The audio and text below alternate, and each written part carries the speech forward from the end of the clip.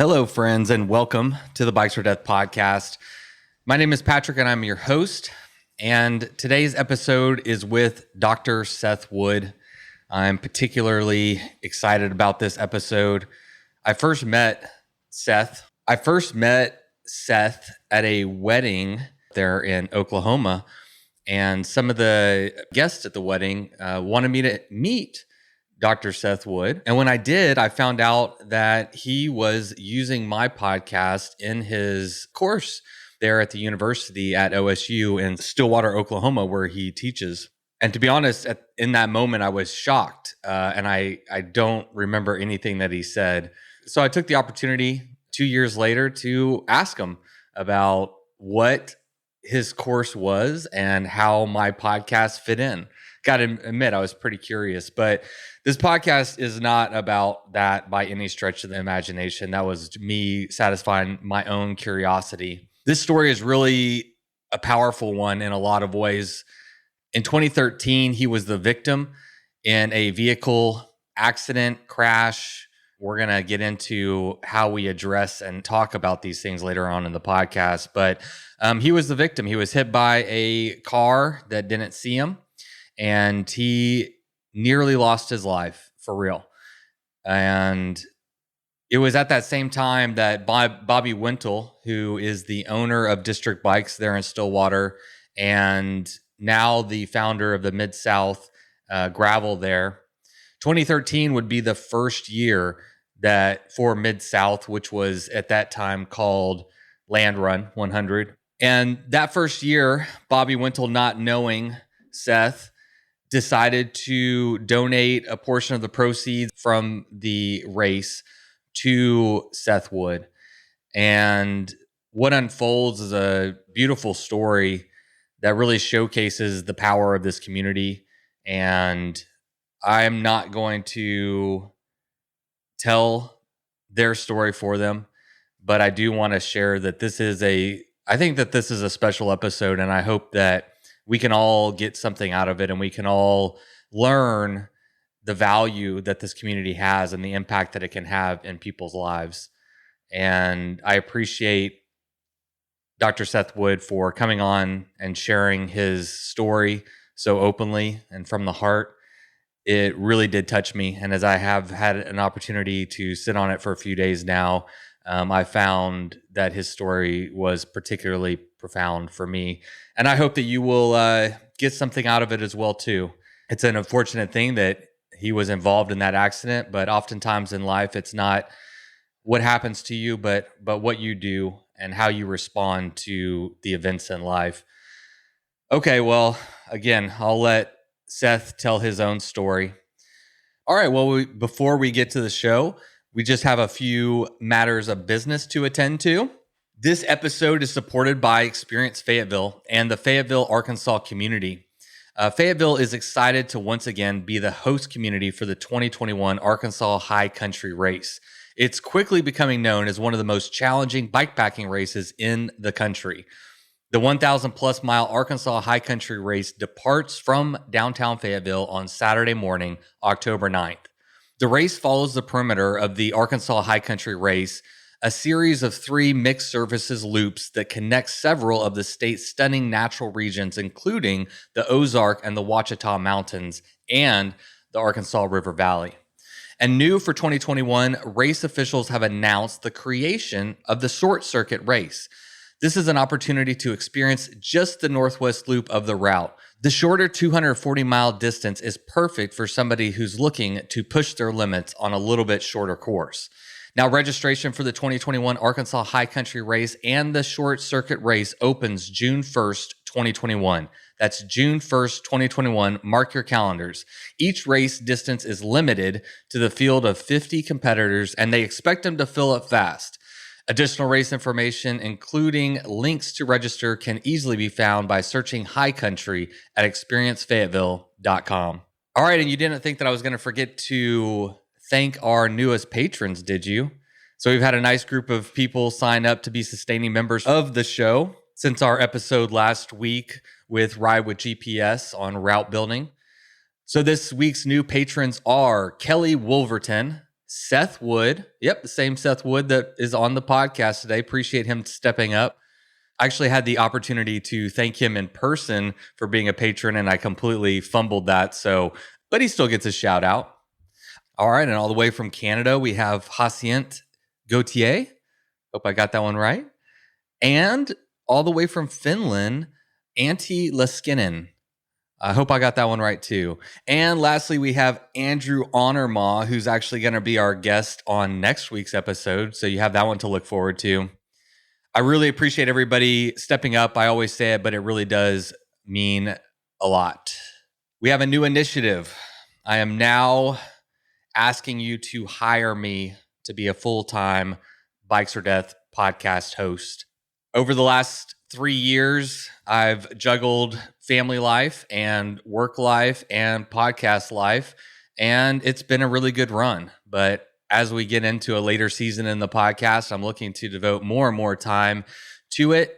There's just so many guests, so many topics, so many opportunities that are available. But first, you got to hire me. You got to hire me as a full-time Bikes or Death podcast host. So if you'd like to find out more about how you can hire me, head over to patreon.com/Bikes or Death, and you read my short job application there. The truth is that a lot of y'all are stepping up, and I really appreciate it. We just hit 200 patrons yesterday. 200 people stepping up to support the show on a monthly basis. Truly incredible. And while we're throwing out numbers, I also want to just thank y'all so much, because for the first time ever, Bikes or Death broke into the top 10 on the iTunes chart in the wilderness outdoor category, which is where we're in. We actually hit number 9 on the charts, and it was all because of some 5-star reviews that came in. They really do make that much difference. I've been working hard to put out a podcast every single week. The iTunes algorithms obviously love that. And if we could combine that with some 5-star reviews, I think we can keep this show up there in the top 10, which would be really cool, not only for the show, but think about the exposure to a whole new audience that can be introduced to bikepacking, the outdoors, cycling, and all the great guests and people that make up this wonderful community. Getting up there in the top 10, it's like getting on the first page of Google, right? I mean, people are gonna see it, and you're gonna be able to reach a larger audience. So it just really shows that the interest and the demand in content for bikepacking and adventuring outside and ultra endurance racing and all these things is really at an all-time high. And it's got us competing with big dogs like Duct Tape Them Beer, and Meat Eater podcast, and Alex Honnold's new podcast, Climbing Gold. I mean, these are big, big names. So again, I'm just the guy behind the microphone, but at the end of the day, this is a community. We wouldn't be here if it wasn't for each other. All of your support does make a difference. So thank you for being a patron. Put on your to-do list, head over to iTunes and leave a 5-star review. That lets the algorithms know that this is a good show and you want other people to hear it too. Again, this is a great episode. Got the chance to sit down with Dr. Seth Wood across the street from District Bicycles in an old historic building that was previously owned by JMB Photography, which is kind of cool. We sat up there and we had a really great conversation. Truly enjoyed it, and I hope you enjoy it too. So without further ado, let's have Miles Arbor take it away with the Bikes or Death theme song. You load up your bike, you ride away from home. You could be with your friends or you could be alone. You ride for a day or maybe more. You just love being in the great outdoors. Everything you need is strapped to your bars, including that new pillow you got from Santa Claus. And then you think, oh shit, to yourself. You left that super lightweight tent on the living room shelf. Bikes or death. Bikes or death. Podcast. First off, I really want to thank you for doing an interview. I'm really excited to get a chance to talk to you. One of the fun things about the podcast in this sector right now is that there's all these really neat people doing cool things, and there's not like a lot of information. You know, like when I was researching you, for example, the second Google hit was my website. And I'm like, awesome. well, I guess yeah. I mean, there's just not a lot, but I've heard lots of good things about you. Well, and I mean, I like that you put it in terms of heard, because I feel like a lot of the knowledge about bike packing culture and ultra racing and all is kind of exist as oral history. I mean, we tell stories about each other and we talk about each other, and I don't know, there is like an oral history around adventure riding and endurance cycling, and things like podcasts, I think, are really good at capturing that, because this is the way we normally talk. Yeah, I talked about you with other people. I've heard about you, you know what I mean? And a podcast just makes the telling and the hearing. Like, let's talk about other people, but record it. And then they can listen to it later, you know? Well, yeah, I mean, that's how I found about you is actually, I met you, honestly. We met at a wedding in Oklahoma, actually, here in Oklahoma. But Bailey Newbury, whenever I interviewed him, he spoke real highly about you. And then I did a follow-up article with him, and he spoke highly about you again. And you're one of these people, like, people just...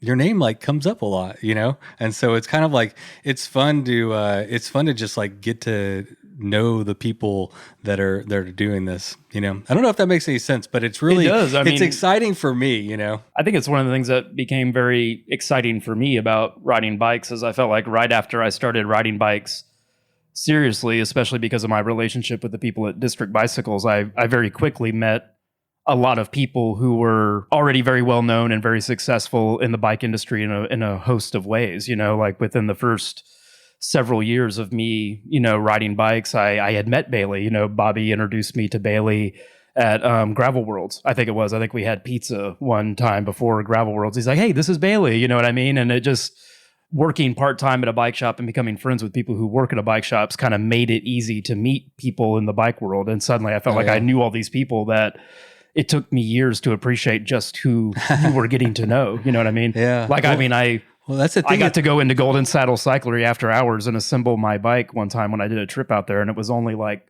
2 to 3 years later that I realized just how cool that was. Yeah.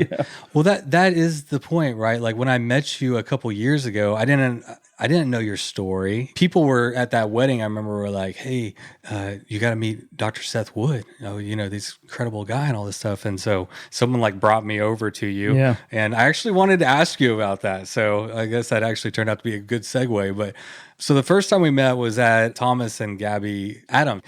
At their wedding somewhere in Oklahoma. I don't remember where it was. I think it was at St. Crispin's. I think it was, because there's some riding around there, that I've never done, actually. That's one place that I have yet to ride in Oklahoma. But yeah, I think it was at St. Crispin's, that complex there. I think that's where we were. Yeah, that's right. And by the way, it was like an all-star cast of cyclists there. It was like pretty overwhelming. Yeah. But yeah, you were one of the people that everybody kept mentioning your name, and someone was like, "You got to go meet him. Come on, let's go meet him." And I found out at that time that you were a professor, and you were at some degree like using my podcast in your course.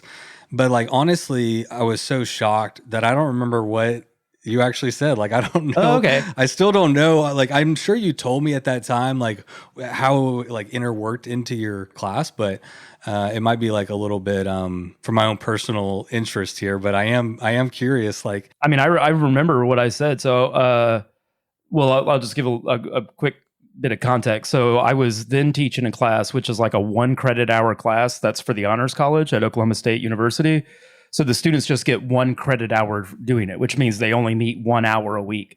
So you have to figure out how to, and the class is supposed to be kind of hands-on, like they're more directly involved in the course aims than the usual passive, you know, way of just receiving knowledge from a professor. They're supposed to be engaged, you know, it's supposed to be like a hands-on learning experience. So I was trying to figure out a way to kind of teach a class that would teach like writing and research skills and communication skills, but be something that they could produce in when you only are meeting 1 hour a week. And I came up with this idea to create a student podcast, like a podcast that would be for students by students of Oklahoma State University related to anything about the life and culture there.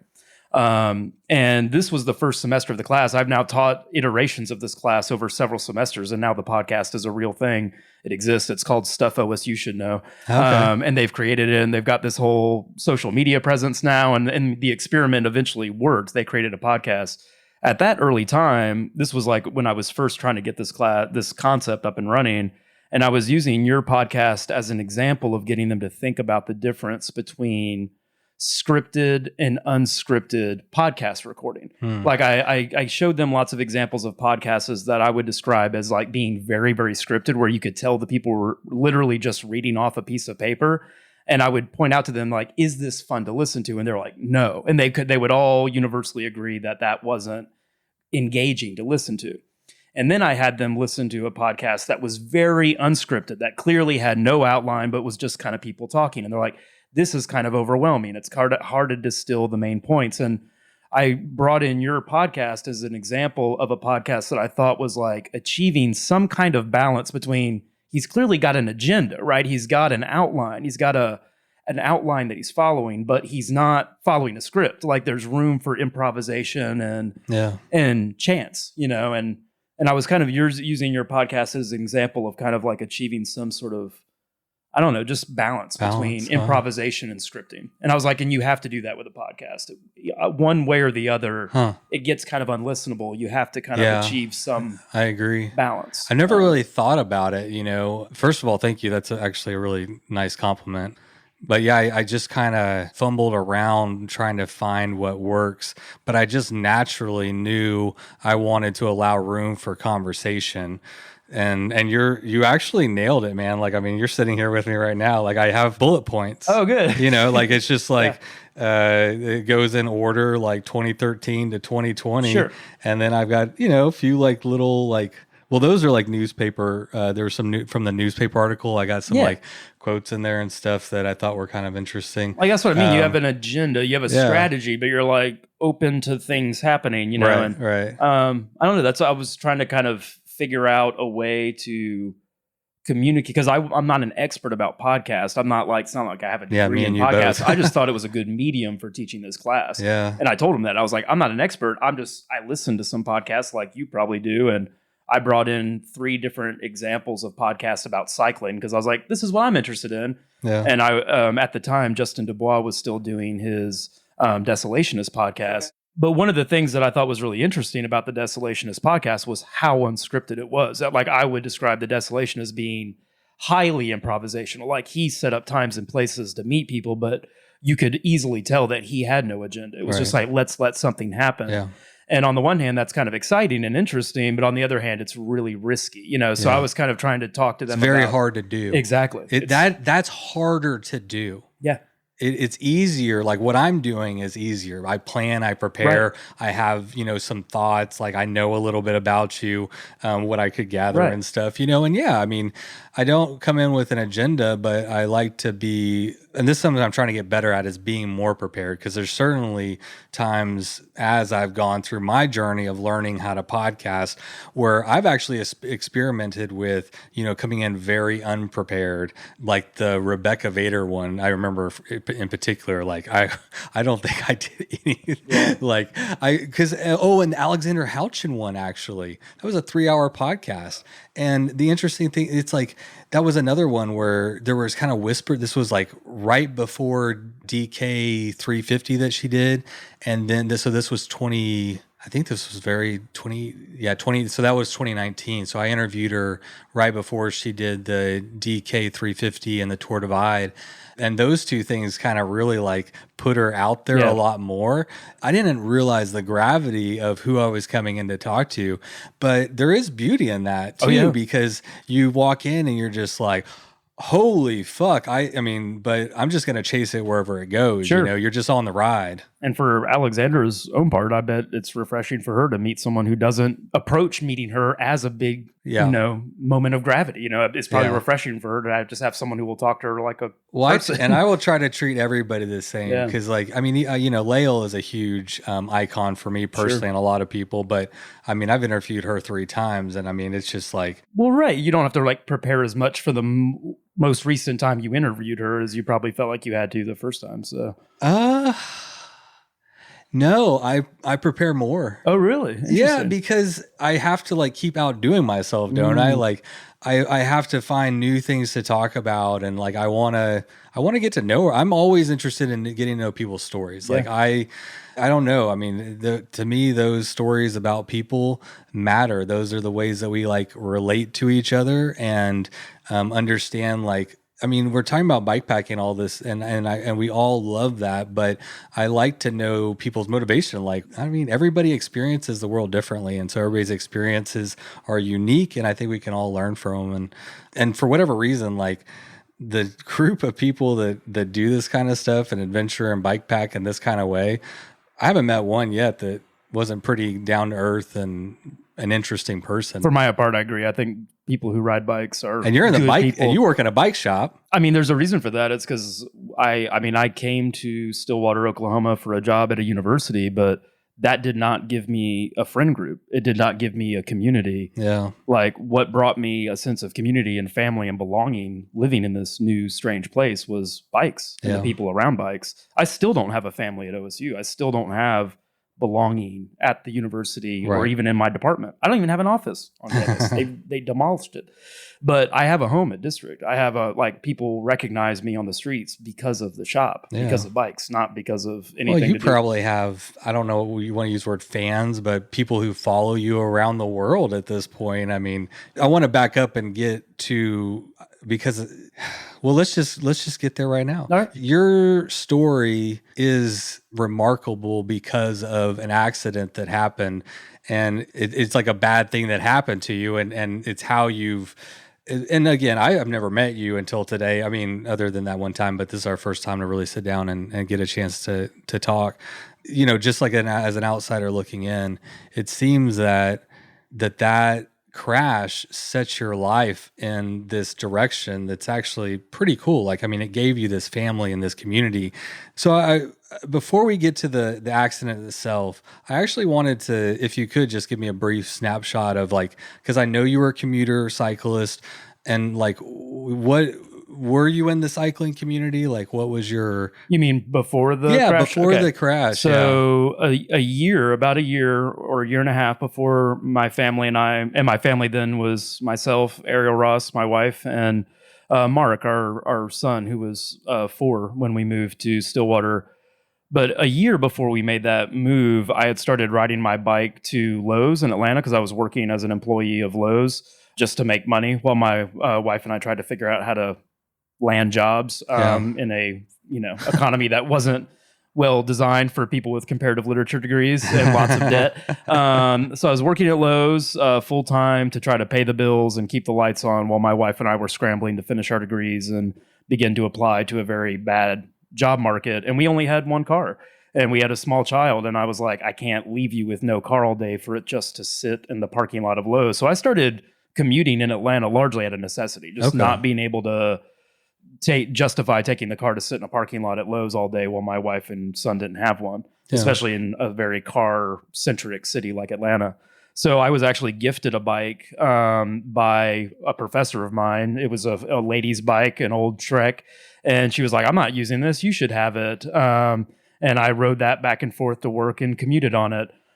So I had started kind of commuting. I had tried to buy what I thought was a hip looking bike, and it was like a old Columbia Shadow that weighed a ton and the brakes were complete garbage. And I bought that from a pawn shop in Atlanta before I left the city. And I brought it with me to Oklahoma and tried to ride that to campus, but it was a really crappy bike. I remember it was the first bike I ever took into District to have them look at. And I was like, can you make these brakes work better? And it was the response that we've given to so many customers since. Not really. You know what I mean? We can give you new brakes. But anyway, I had a roommate at the time who moved with us from Atlanta named John Steen. And he went to grad school with us in Atlanta. He got a job here the same time I did. And we lived together in a house. He had like an apartment adjoined to our house. And he is a really serious cyclist. He was a really accomplished bike rider, not in terms of events or anything like that, but just in terms of daily commuting and fitness. He was a cyclist. And he helped me buy my first bike. He found it at a used bike store in Wichita, my 1989 Koga Miata Prologue. He's the one who found me that bike. Okay. He brought it to me on my birthday and he was like, you just pay half of it, I'll pay the other half. And he bought half of it for me. And 3 months later, that was the bike that I was commuting on when I got hit. So we had just started going to Tulsa and getting on the Greenway. And I had just started thinking about like trying to become a cyclist. I had just given up smoking cigarettes after being a cigarette smoker for over a decade. I had finally quit when we moved to Stillwater. I was like, because I had nobody to smoke with. And it was really smoking by myself. I was like, this is depressing as fuck. You're literally just doing this just for this. And so that's when I was like, you need to quit smoking. Plus, it gives you like a reason, a physical reason to quit so you can do the activity you like to do better. Yeah. Like, and I was like, ever since I had a kid, I was like, once I had a kid, I was like, you need to give this up. This is not good. But I gave up motorcycles. Yeah. You know, having kids makes you think about your mortality. I'm like, dude, I don't need to die on a motorcycle. Right. I have different responsibilities now. So anyway, I had been trying to get more fit and just starting this process of like riding to Boomer Lake. And then I would run a 5K around the lake and get back on my bike and ride home. And I used to think of that as like a serious physical endeavor. Hey, it is. I mean, but back then that to me was like, I was really stoked on myself for doing that. So I had just started this journey of giving up cigarettes, riding for fitness, and beginning to run. And I was still commuting on that bike. And that's when I got in the accident. And so I had just kind of started identifying with cycling as like a lifestyle right when the accident happened. And I feel very grateful, in fact, that the community around district bicycles kind of adopted me in a way after that accident and allowed me to keep growing that investment. Yeah, I definitely want to talk about that. Are you comfortable talking about the accident? Oh, yeah. Yeah, I mean, we rode by. I asked you if we could ride by where it happened because we're only, I don't know, half a mile or so, a mile away from where the accident took place. But yeah, why don't you just kind of share what happened? It's pretty crazy, actually. Yeah, I mean, it was pretty severe. It was a severe accident, but it was a very mundane circumstance. Right. You know, I was just riding down the right side of the road, doing what I was supposed to do, and a car was traveling the opposite direction. And according to his statement, he just literally did not see me riding down the road on his bike. So he turned across my lane, and I think I slammed on my brakes to avoid the collision and ended up flipping over my bars, I think hitting my cheekbone on the road, which is what crushed my skull. But then he actually drove over my midsection with the front of his car, breaking my pelvis in half, fracturing 4 vertebrae, fracturing my tailbone. It ruptured my duodenum, so my whole body cavity started filling with intestinal. Your duodenum is like the junction box between your stomach and your intestine. Okay. And so when you rupture it, all that bile and all that digestive fluid and all that toxic gut juice that digests your food, it starts coating your organs, and it starts causing systemic organ failure. So that was, I mean, I had a lot of trauma, like facial trauma and bruising on the brain and a broken pelvis and the fractured vertebra. But the most dangerous part of my injury was the intestinal fluid that was in my body cavity. They had to leave me open on a table for about 3 days while they monitored my organs. The first time my wife... So they could like access them quickly? They didn't even sew me up for 3 days because they left me open under a translucent blanket. The first time my wife saw me, my body cavity was open beneath a blanket. Did she's like, look? No. She's like, I could see that you were open, but I just looked at you. Yeah. It's like when my wife gave birth, I'm like, no, I'm not. I'll stay up here. Yeah. I mean, one of the difficulties of an event like this, you'll learn if you ever have the misfortune of going through it, is that, I mean, because I don't have a lot of direct memories of the immediate aftermath of the accident. I repressed most of it, but my wife didn't. You know, she has memories of seeing me in that condition. I don't have a lot of memories of being in that state, but she remembers seeing me that way. And it's a very weird experience where I had to, it's easy to describe the horrificness of it as someone who's gone through it but doesn't remember it. Yeah. And it's a very different experience for someone who saw it happen to someone very close to them, but doesn't have the benefit of repression. Yeah, it's very... Was it difficult for her to see you get back on a bike? Was it more... now I'm wondering, I was going to ask you if it was hard for you to get on a bike, but which I still would like to know, but I could see it being like doubly hard for her. I'm sure. I think it's actually probably been harder for her to see me get back on the bike in the way that I have than it was for me. I think at first, especially because I had a son who was just learning to ride a bike when I had my accident. Like he had his first tumble off his Strider like 2 weeks before, where he had been trying to go down a hill for the first time, and he took a tumble and went OTB and scraped up his lip, and it was kind of dust, so I had to rush him home to make sure. But it was just a facial abrasion. It was nothing serious, but it was one of those moments where you're like, oh my God, I just hurt my kid, encouraging him to ride down this hill. And that had just happened to him. And then I had this horrific accident, which he didn't really understand because he was only 4, but he nonetheless could perceive that something terrible was going on. And it felt especially once I got home, and because we had a lot of visible reminders of my accident because I had to wear an eye patch for a year and a half and my eyes were crossed for my head trauma for a really long time. It took many surgeries to get my vision corrected. So my son had this daily physical reminder of this head trauma right in his face. And it felt very important to me that he saw me try to get back on the bike. It wasn't like I immediately was like, I'm going to become an endurance cyclist. I was just like, I just don't want you to see me like give something up that I was encouraging you to do and saying that this was healthy and good and you should do this. Like I wanted him to see me get back on the bike. I mean, even at that point, because you were just kind of emerging on like your cycling journey, let's say, like really getting into cycling, but you probably weren't like all the way in. I don't know, because you were saying you're just kind of getting into it. Yeah. And so, but you got hit, and that would scare a lot of people, I think, and maybe like, fuck that, you know. But you were like, no, man, I'm not. I kind of did the opposite. I think I like, instead of it becoming exactly like, or I mean, I wanted to like, you didn't want to live in the fear of that for the rest of your life. It almost felt like a form of stubbornness or like a form of defiance to be like, I'm not going to let this, I mean, what we call an accident, even though I feel like that's not the great word, but there's not a better word for it because it was just kind of, I don't know, the collision sounds so much stranger to say, but like, there was an element of stubbornness to it or defiance. But I remember at the time, my thinking was a lot about my son. I was like, I want him to see me try to get back on the bike and not live in fear, you know, and not to say like, I mean, the first time we rode was with him.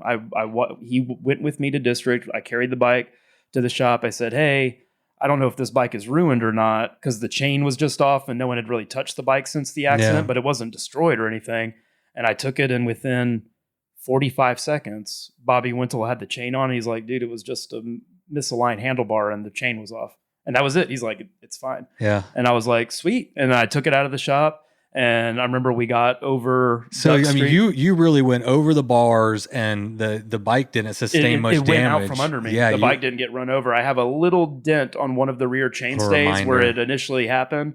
But no, the bike was unscathed. It was nearly unscathed. Yeah.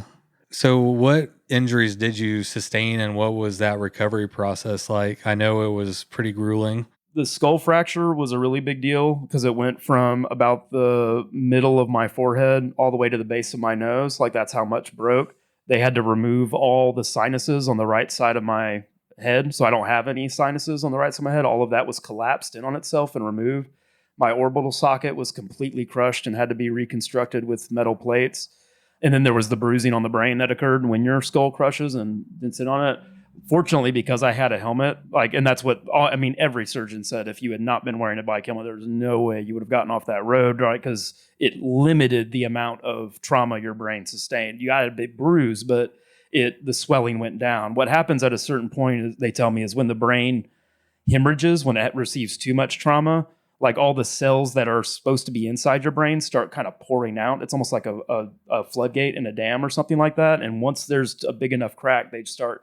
And that's when serious brain damage occurs. And they're like, and your trauma was just below that threshold where that hemorrhaging never really occurred, which is what allowed me to rehabilitate. But my vision, because the damage went deep enough, the nerves that control the lateral motion of your eyes side to side, they cross behind your eyes. So the nerve that controls your left eye is actually behind your right eye.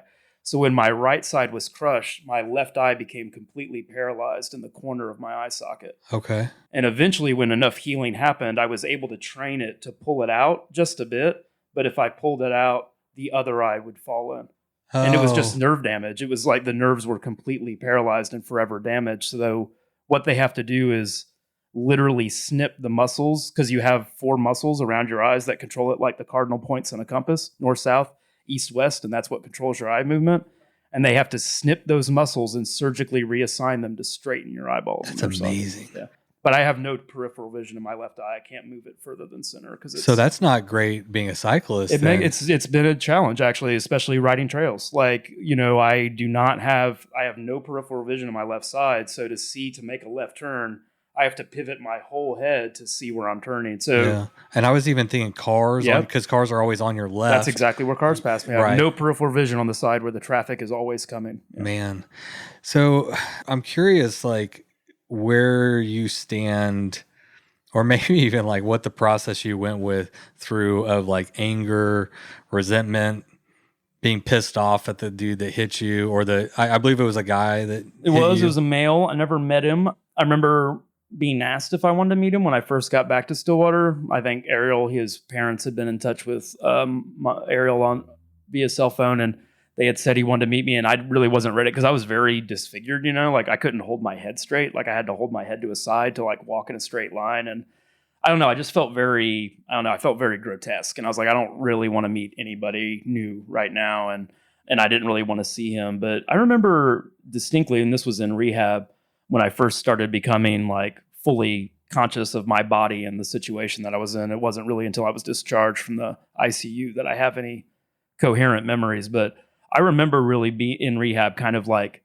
giving away my anger at the kid. Like I was like, you have to let this go now before you even leave here. Like I just kind of kept trying to remember. And I think maybe being a professor at OSU helped, like a professor who taught mostly freshmen, because I knew his age and I was like, he's one of your students. Like picture those children in your classes, and that's who he is.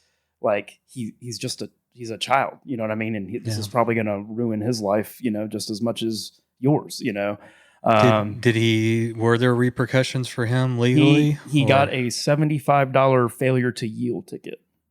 That's the kind of shit that like pisses you off. Well, right? and when you talk about anger, I'm internalizing that for myself, but I'm curious. No, I don't think that's not inaccurate for me either. I don't think my anger isn't so much now directed at the young man who made the mistake and ran me over, but now that I understand the long-term repercussions of that accident, because I thought that the medical journey was over a year and a half in, but now I'm realizing, after I've now been diagnosed with epilepsy 7 years after the accident because of the head trauma I've sustained, I'm like, oh, it's not over. Yeah. And now I have daily monthly medications that I need, and I have neurologist appointments that I have to go to. And I now have a therapist to help me deal with some of this stuff. And all of these expenses are things that, like, the lawsuit is over. That was decided 8 years ago. Yeah. And now I'm still living with these daily expenses. And that part angers me. Like, there's systemic.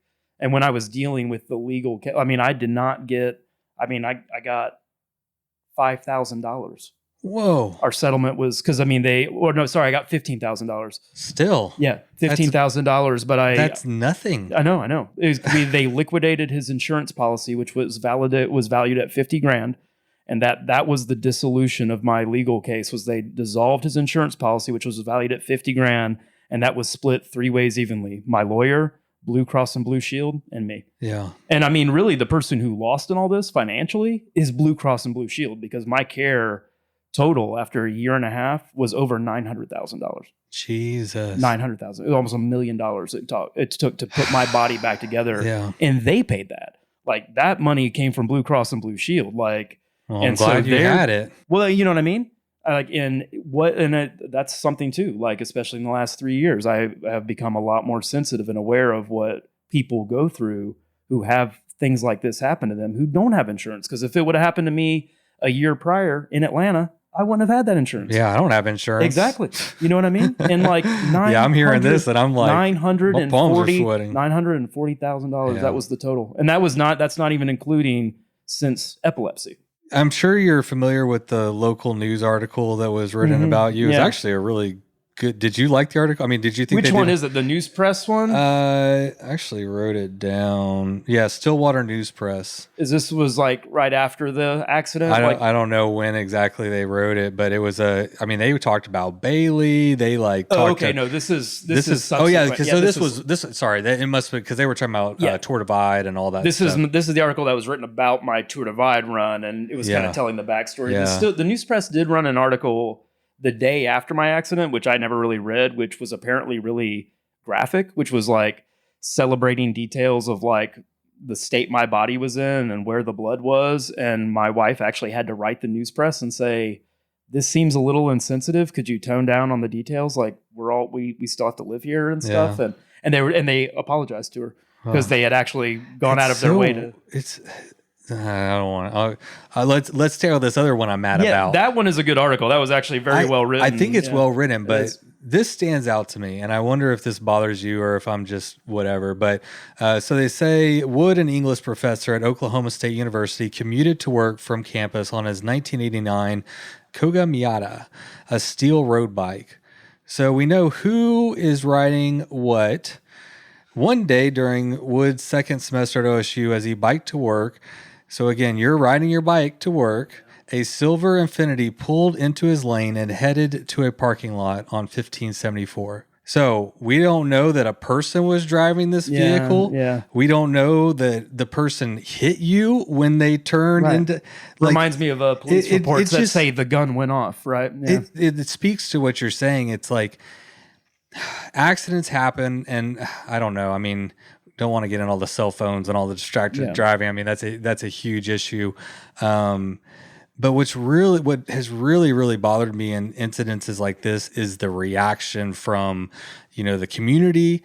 I mean, I read, on Facebook, whenever people get killed in College Station, people will just go off and be like, you shouldn't be riding a bike. You got a wife and kids at home and you're riding a bike on roads. Like, serves them right. Yeah. Like that kind of stuff. I'm sure there were comments like that. Yeah, I wasn't obviously paying attention. And I wouldn't even want to read them, but they make you it's disgusting. Yeah. No, I think we're talking about human life here. There are serious problems of representation when it comes to acknowledging the victims of our automobile culture. Like, I just had a very, very close friend killed by a car not 2 blocks from where I was run down. She was an employee at the hospital. She was working a late shift because of COVID. She was parking her car across the street from the hospital in an unlit area because of COVID, because of overwhelm. And she was walking across the street and she got hit by a car and killed. And that was the beginning. That's how this year started for me. Yeah. And that happened 3 blocks from where I was run down. And, and it's just in the wake of her accident. That's what we call it, her accident, right? It's like her, like it belongs to her. Yeah. The thing that took away her life. You know what I mean? But what other word do we have? That's the thing, is that we don't even. Shitty fate. That's the thing, is that we don't have a noun to refer to that type of event. That's interesting. And that's not an accident. It's not an accident. We don't have nouns for things that we don't want to identify. Well, I've never thought about that. Yeah. Why don't we just come up with a word and then associate a penalty for it? Call it a crime. We name things all the time, like because genocide. It's not an accident. Yeah, no. It's somebody doing something wrong that causes somebody's life to end. It's not an accident. It's a cause. It's something caused that to happen. Vehicular assault. Just if anyone's out there listening and has any power, that's a good one. Vehicular assault, or vehicular manslaughter, or vehicular homicide. Yeah, I feel like those are categories that maybe we should explore these days, that people are using cars more and more as weapons of mass destruction. I would love it if everybody who got a driver's license was required to ride a bike around their city, a few times and understand what it's like to have a car like whiz right past you or whatever. So this is what I'm getting at, like all this stuff that we're talking about, and we could talk about this for a while, right? Yeah. But I mean, what do you do with all that? Like, how did you overcome that part of it? Or is it just like, I mean, I guess I'm upset right now. Maybe it's just something as a cyclist, we just kind of, we work to make better and we talk about it, and hopefully people in their local areas are doing things. I don't know. I'll say maybe at the time of the accident in 2013, let's just name the years. It was February of 2013 that I was hit. And at that time, I don't think I was aware enough about cycling or about cyclist culture. You know what I mean? Like I kind of identified with it and I was beginning to appreciate it, but I didn't know a lot about it. I didn't have a lot of literacy riding or meeting other riders or kind of knowing how people talk about bikes. So what I mean is that I don't think I was as burdened with these issues of representation then as I am now. Then I remember feeling like I couldn't identify with the face that I was seeing in the mirror anymore. I would look at my own, and I had scars all down my face. My head was shaved. I mean, I looked like Frankenstein. I remember the first time I managed to limp out of my bed in the ICU and limp to the bathroom to go to the bathroom in my own power, not using a bedpan. And I turned on the light and looked in the mirror, and it was like one of those scenes from a movie, like Vanilla Sky or something like that. It's just this kind of profound looking at your reflection and being like, oh, this is my face now. Because you've seen the same face your whole life. Yeah, and exactly. now you don't know the person you're looking at. If you've ever had an experience like this, you kind of, it is traumatic to lose your face, because you do lose your face. You never, I can't. It's what you identify with as being part of your identity. Every time I see my own reflection now, I see the signs of my facial reconstruction. I don't see your my face. Looks great, by the way. It does. I don't know what it looked like before, but. Well, even the surgeons, when I came back for follow-ups, they're like, honey, they're like, I know that you are sensitive about the scar, but they're like, this is miraculous healing. Yeah. Like even the people who put it back together were shocked. I do want to give a shout out to the medical staff. I don't know, but I mean, it seems like they did a bang up job. OU Medical Center in Oklahoma City is one of the best hospitals in the country. And I'll also give him, since I'm in a podcast that actually has a big listenership, Dr. Bradley Ferris at the Dean McGee Eye Institute is the man who fixed my eyeballs after numerous surgeries. And I have to say that, like, halfway into my relationship with him, he stopped charging me for his labor. This is probably one of the top 5 eye surgeons in the entire country. And he stopped charging me for anything because he was so kind of, I don't know, moved by my accident. He started serving me pro bono. Wow. And he actually fixed my eyes, which doesn't happen to everybody who has this happen to. Some people live with double vision their whole lives with an injury that I had. So it doesn't always work that they fix it. So. Well, I'm glad that you made it through that with, I mean, I know you're still dealing with it and stuff. And well, what I mean is that in the immediate, I think physical, rehabilitation was my main focus. I was like, I need to walk again. I need to straighten. I need to for sure. straighten my eyes out. I remember taking my eye patch you off have at real night. world problems that you're dealing with. A lot of that, other than like worried about what someone said on Facebook. But the anger about the representation thing, that's what I've had to live with longest. Long after I got over the physical rehabilitation part. I think that anger and that frustration about representation, especially when those wounds get reopened, like losing my friend at the beginning of the year, that trauma was tied to my own in a very profound way. That's hard for me to even talk about. And so, anytime something like that happens, or anytime like you, I read one of those stories from afar on like Bike Law or Facebook, I read about someone getting hit by a car or run over, and then listening to the way people talk about it, it does anger me. It like really gets under my skin, and I do take it personally. Yeah. Well, more people on bikes, hopefully. I mean, put a positive spin on it. Sure. The pandemic got a lot more people out on bikes. And tell you what, I just wrote a Surly Big Easy, which has the turbo booster on it. Yeah, baby. And dude, I can tell you that's going to get more people out on bikes. And love or hate e-bikes, I want less cars. I want less people getting hit by cars. And if e-bikes are one way to get people off of I even heard in Europe somewhere, and this isn't approved, but it was a bill that was passed where they would pay you $3,000 to get rid of your car and get an e-bike or something like that. I think e-bikes are the way. I think at first I took a very, like I say at first, like, maybe purist. a few. Yeah, exactly. Yeah. Like, why not pedal? Yes. But no, I totally agree. I think it's like how I was with gears. Like, we got gears, you fucking single speeders. And now I like love single speed, It's an interesting analogy. I think the thing that really turned my perception of e-bikes was going to the Tour Divide in 2018. And when I went up to Banff and Canmore to realize that, because this was different from 2016 when I was in Banff to 2018. One of the biggest changes I saw in Canada was scores of people who were 50 years and older riding between Banff and Canmore on those paved bike trails on e-bikes, just flying. And I was like, these senior citizens are doing their errands. Like normally they'd be getting on this highway and driving cars, but instead they're like, oh, it's 10 miles by e-bike. And it was seeing that. I was like, oh, e-bike, this is the way. Like this is how to get rid of our car problem. I feel like that has been the evolution of most people that I talk to. Is at first it's this like elitist, purist view of like, no way, keep it pure. And maybe there's places e-bikes should and shouldn't go and all that kind of stuff. I know there's a big discussion about that, but I'm talking about like around town, just getting people off of cars and onto bikes. And old people, like when I'm old, God damn, give me one of those e-bikes. Or even, I mean, or with kids. This is why the Big Easy is so interesting. Yeah, like you could put multiple kids on the back of it. 2 daughters, I mean, you could do groceries. You could run a small handyman service off a Big Easy because that bike, like riding that bike around with the e-assist, it feels like a normal bike, even when you're carrying 300 pounds of load. I want to say I just wrote it. I fucking forgot one of my cables, and so you let me go ride it. So on the way there, I did it on like the low eco mode. Because I haven't. That's only the second time I've ever ridden an e-bike. When I was in interviewing Lael, Rue was on an e-bike, and she was like, "You want to ride this?" I'm like, "But I only rode it like a couple hundred feet or whatever." Nice. But anyway, so I did it on eco all the way there, and then on the way back I put it on turbo, and I was like, "All right, baby, let's open this thing up." Yeah. It's pretty awesome. No, I mean with the e-assist cargo bike, you don't need a car in a town like Stillwater. I even like months ago started obsessively using this hashtag get a fucking cargo bike for exactly that. And the reason I've gotten some flack for the swearing in a hashtag, which I think is kind of amusing, but part of the reason for swearing is the urgency, that I do think that there is an urgency to like get away from this.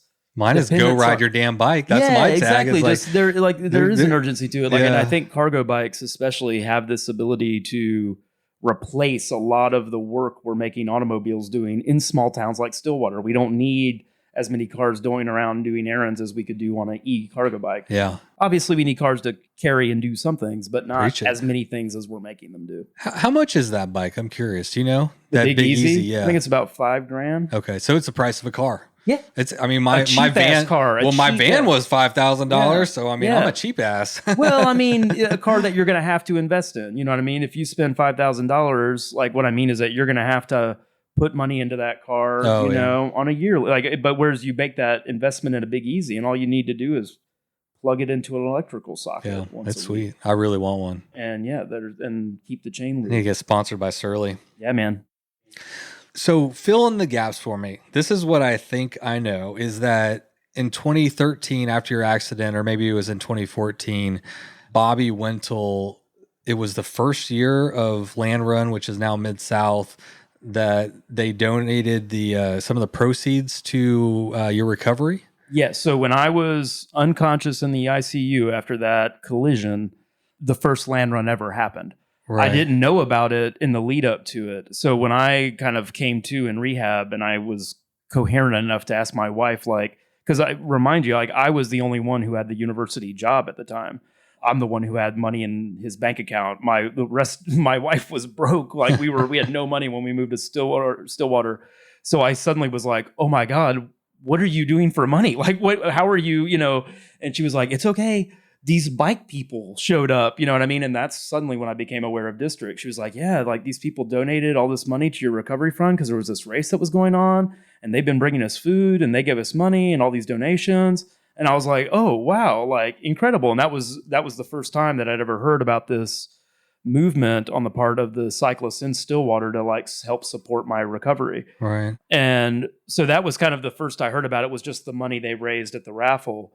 But after coming back to Stillwater, I mean, the first time I went downtown, we parked and I got out on my crutches and we were just taking a walk. And Bobby Wintle approached me on the sidewalk and asked me if I was Seth Wood. And he's like, I'm Bobby. And then my wife by then had told me who he was, that he and his wife owned the local bike shop that had done the fundraiser for me. And our families became friends. They had children that weren't the exact same age as our son, Mark, but their daughter Emery was like just 1 year younger. And so we started hanging out at a community garden and our kids started riding bikes together. And that's when Bobby told me about gravel riding. This was kind of my formal introduction to gravel. He's like, well, hey, I do this event where people ride bikes on gravel. And I'm like, that sounds fucking stupid. Like, why would anybody do that?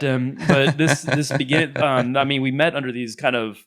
So that's kind of the interesting thing about your whole story, right? Is that was kind of, I mean, this accident happened and a guy you didn't, I mean, I think you were a customer at District and I had gone into District one as a carpenter because I couldn't get air in my tires. There you go. So, and then this, and Bobby just out of the blue does this like really kind act to a guy he doesn't know really. And it really like sets your life on this like kind of interesting course. And it wasn't just that, but District, I mean, they, when I was like, yeah, I mean, maybe I'll try a gravel ride with you. They were like, okay. And they took a Surly Krampus off their floor and they were like, take this home. They like literally pulled it off the rack and they're like, this is your size. Take this home with you. And I was like, I can't pay for a bike. They're like, it doesn't matter. Take it. And I was like, okay. And so I rode this and I took a couple rides in the Surly Krampus, which had a nice big fat wheel. And because I had an eye patch on at the time. So I didn't have a lot of depth perception. So it helped to have the fat tire learning to ride like that. But then, like months later, they gave me a Salsa Warbird, like one of the first generation, the lemon lime aluminum Salsa Warbird, like the second one they ever came out with. When the bike was brand new, they gave me one at a Friday night social. They're like, hey, he doesn't know this is happening, but this is Seth's bike, and he's our new gravel grinder, and he's going to be part of our community. And so, like, when the first LandRun happened, I was unconscious in an ICU from having been run over by a car. And then the following year, I rode and finished in my first Century race with an eye patch on that That is crazy. Yeah. How hard was that? How hard was it to train and then actually do it? It was hard to train because I didn't know, I had no idea what riding 100 miles sounded insane. At that time, it sounded incomprehensible. And especially on gravel, yeah, exactly. And I'd done some local road riding and been very uncomfortable in the rear end from that. And like I said, though, I had this roommate, John Steen, who was a cyclist. He kind of was a sort of, because he was living with us in our house, like he was kind of proximate to the whole tragedy of my accident and the aftermath of it. But he shepherded me through the whole ride. He did that Century ride with me, and he borrowed Crystal's Trek Superfly, I think, to ride in the event, and he rode in front of me the whole race. I mean, I just kept John in my sights, and he and I rode together the whole time. And I don't think I would have finished if he wouldn't have been there kind of pacing me. And like, I used him to kind of pull me through the ride. I mean, your first Century is very daunting. Yeah. It's a big deal. And I mean, especially coming from all your injuries and stuff that you weren't recovered. You were still in the recovery process. And I didn't know what to expect physically. How your body. I didn't know what it was going to do. And I had made simple mistakes. Like I remember when I got to the finish line and Bobby was ecstatic to see me, and he gave me this huge hug, and he's like, how do you feel? And I was like, dude, I think I feel fine. Everything feels okay, except for, my underwear kind of hurts. And he's like, what are you talking about? And I'm like, well, like, the seams on my underwear are really digging in. He's like, you're wearing underwear on your chamois? And I'm like, yeah. And he's like, dude, you're not supposed to wear underwear under your chamois. I'm like, well, I didn't fucking know. So there were little things like that. What I mean? I never again wore tighty whities under a chamois during the Century race. That's but my first one, I've had to have someone tell me that, and I've been passed on that torch too. All the newbies, I'm like, you don't got underwear on under that, right? And they're like, yes. And I'm like, take that shit off. And they're like, thank you. So I'm sure to tell everybody that bit. Everybody's got to learn one way or another. Yeah, dude, I don't know Bobby Wintle too well. I've met him a few times. He obviously has a huge presence online, and the Midsouth has become hugely successful. It's neat to hear that in 2013, before like all the Midsouth happened and he really blew up, that, the first year it happened, he was like, dude, we're gonna do this for you.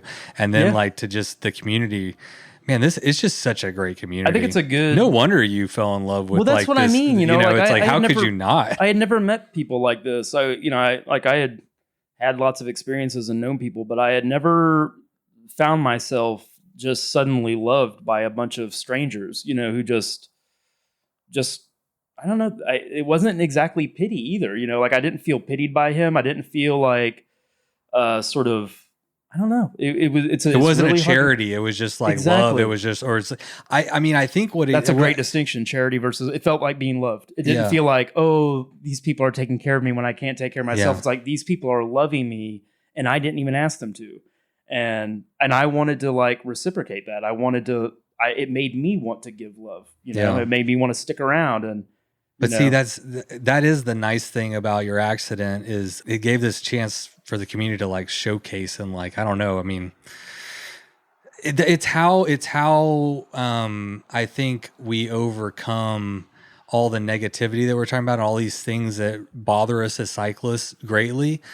And so when you see one of like, I know several cyclists that I don't really know, but that are in the community that have died. And, I've been to the meetings at city council to like advocate on their behalf. It's like, you just feel like connected to them because we're all out there kind of together. And it's like, even if you don't know the person directly, there is a kinship there. Oh yeah. The first serious bike ride that I took after my accident was a road ride. It's a ride that they host annually. It's called the Deb Miller Memorial Ride. And actually, if you're leaving Stillwater on Highway 51, heading west, you'll see a ghost bike out on Highway 51 right by the entrance. And that's where she was killed. She was hit by a motorist while she was right on the shoulder of that road, went into the ditch, and she was killed. And she was a local cyclist. She was a prominent member of the community, and she has a lot of family in the region. And every year they host a memorial ride for her. And that happened in the summer after my accident. And I had been trying to rehabilitate over the summer. I went home to see family, and I was trying to jog and get myself kind of in walking shape again. And I was like, you know what? I heard about that ride, and I was like, I'm going to go there and do that. And I rode out to that ghost bike, and I put my bike down on the side of the road, and I walked up to the hill to where it's planted in the ground. And I had to put my hand on it. I felt like I had to touch that bike.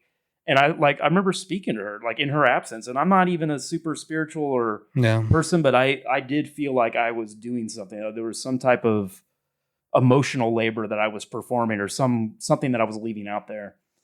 I did feel you could have been killed. That's what I mean.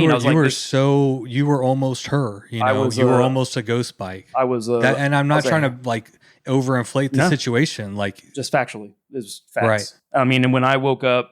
And part of this was like my first knowledge of the severity of my actions was from my doctors who, I mean, I had one surgeon who said, I have seen a list of injuries like this before, but I have never seen a list of injuries on a person that I can speak to.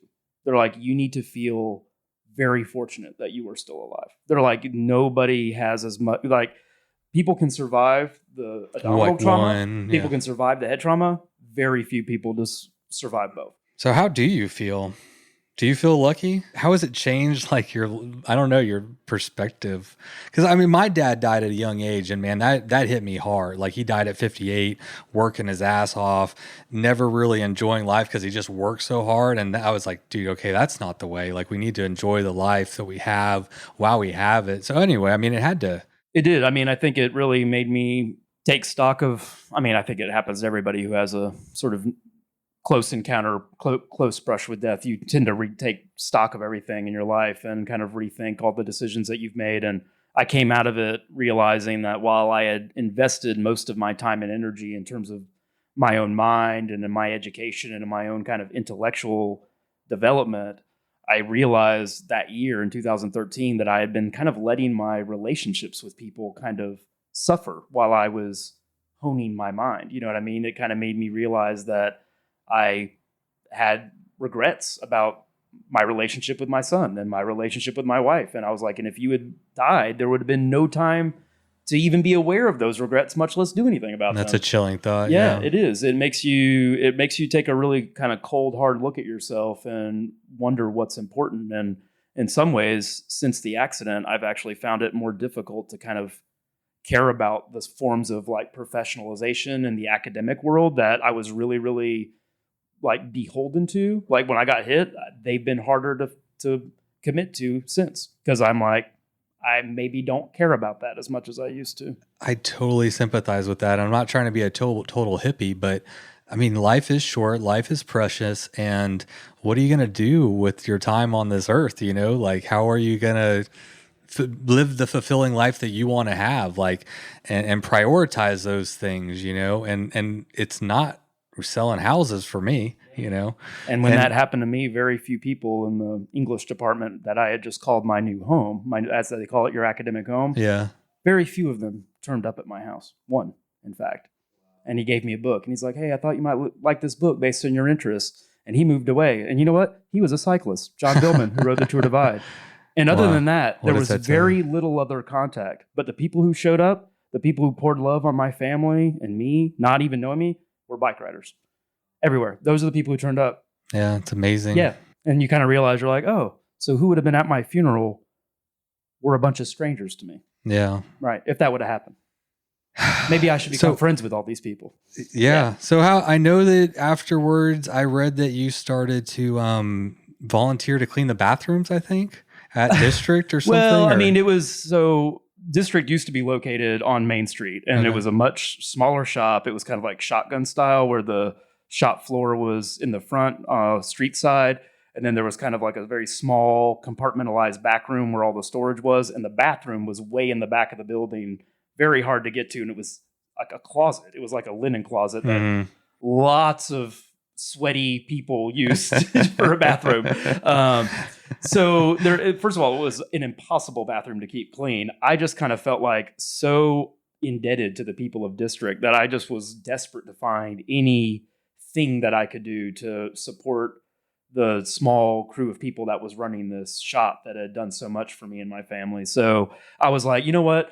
there's only, I mean, there were like 3 people who worked there, 3 or 4 people who worked there at the time. And like half of those people were part-time. 2 of them were students and 2 of them were married. You know what I mean? So it was a very small group of people that was keeping district going in the first couple of years. And I was like, you know what?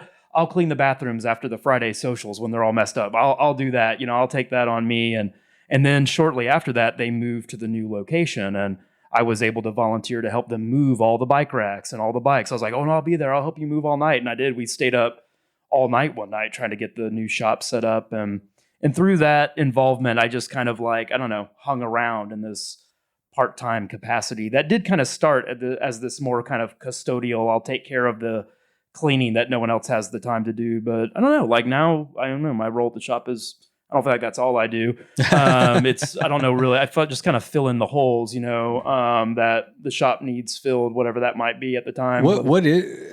So you're still a professor? Yeah, still a full-time professor. And you're also working at, because I mean, you, like in the article I read about you and Bailey, y'all were both employees at the shop at the same time and would get off work and go do these long rides and stuff. So yeah, what do you do at the shop? Well, currently I'm mostly assembling and revitalizing kids' bikes. We actually have got enough business going at the shop now that, because we do a kids' bike trade-in program where if you buy a kid's bike at District, you can return that bike when the kid outgrows it to get the next size up. And usually when they return those bikes, they're in various states of disrepair. And we like to kind of tune them up and then sell them at a discounted price to someone who needs a cheaper price bike. So most of what I'm doing at the shop these days is assembling new bikes, kids' bikes out of the box and putting them on the racks, and then revitalizing the old ones that come back in and putting them up for sale used. I also, and that the kids' bike thing has become more the focus since COVID because there's so few entry-level mountain bikes to build. But usually when there's lots of entry-level mountain bikes or entry-level hybrid style bikes, like I'm building those to keep the shelves full, taking out the cardboard recycling, emptying the trash.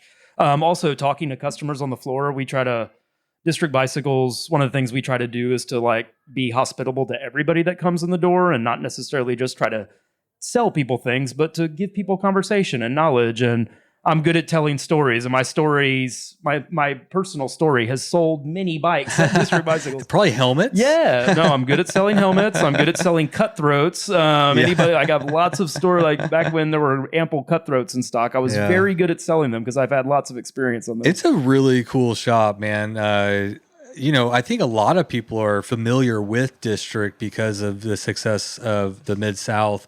But yeah, for people who aren't familiar with it, it's a really nice building in historic downtown Stillwater, and they got the huge bay door, and we can actually look at it right here. Yeah. And there's always just cyclists hanging out. There's always good group of cyclists hanging out. It's a really cool vibe for a shop, and I'm curious what it's like to work there.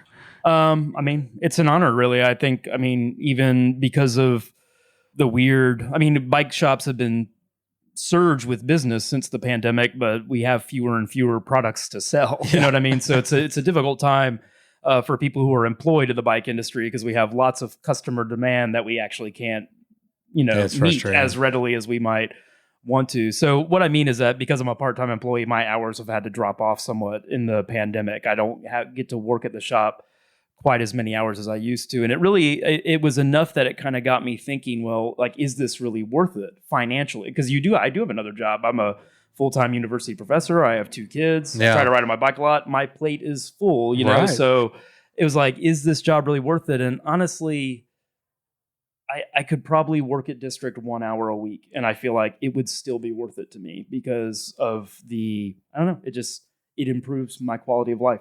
It makes me happy to be there. Yeah. Even if I'm cleaning the toilets, even if I'm taking out the trash, I feel like it's a special place to be a part of. And I would be a part of it even if they didn't pay me to be a part of it. I would still. Well, you were. Exactly. At first you were just volunteering. I just said, I'm just going to start coming. It was it felt like a form of service. It felt like a form of community service. And I have a long history of community service and something that's always been important to me. And I feel like that's kind of what District has become in my time at Stillwater. It's the platform where I'm going to try to let's talk about that. In terms of District being a service to the community, How is the shop and all the success of District and Midsouth, I guess, like, has the community really like supported that and responded well here? to the community Oh here? yeah, Like, so, I mean, I don't. the local community, not the cycling. I know the cycling community loves y'all, but well, I mean, the broader. I mean, I think District and Mid-South have a lot of sort of appeal, and I would say cachet in the broader world, and even in the international cycling scene. Yeah. But I firmly believe that none of that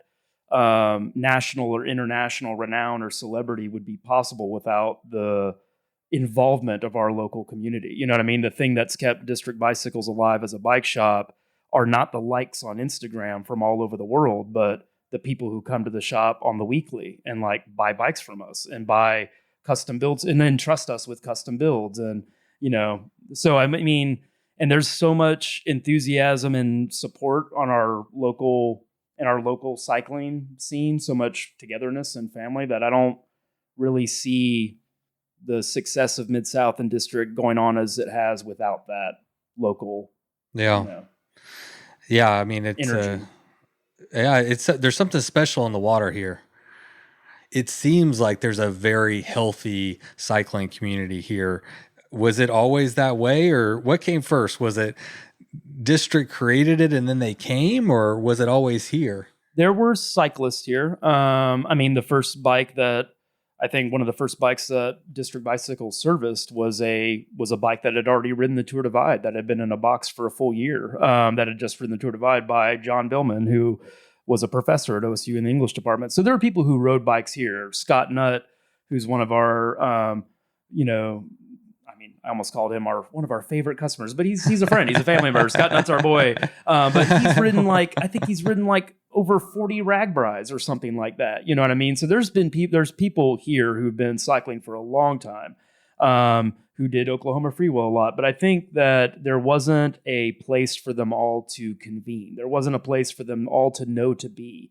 And District Bicycles really became, I think, a hub for a lot of different cyclists and cycling ambitions that were very fragmented and that didn't have a shared space. It's a really good way to put it. Yeah, it's almost like created a home, exactly. for and all a part of it is how community centered the bike shop is. Even at the old shop, one of the features that the old shop and the new shop have in common is a works area that's separated from the sales floor by a very low counter where there are stools, so that customers are encouraged to sit down at a counter at waist height and look at the person who's working on the bikes and talk with them and meet them. Like, there's always been a very social dynamic to the way that the shop is organized. I think that has a lot to do too with Crystal Wintle and her role in like designing the floor space of the shop. She's kind of constantly modifying and refining the actual layout of the shop. And I think that she's really good at creating spaces where people aren't just shopping and going to the register. But I actually think sometimes at District, if you sit in there long enough,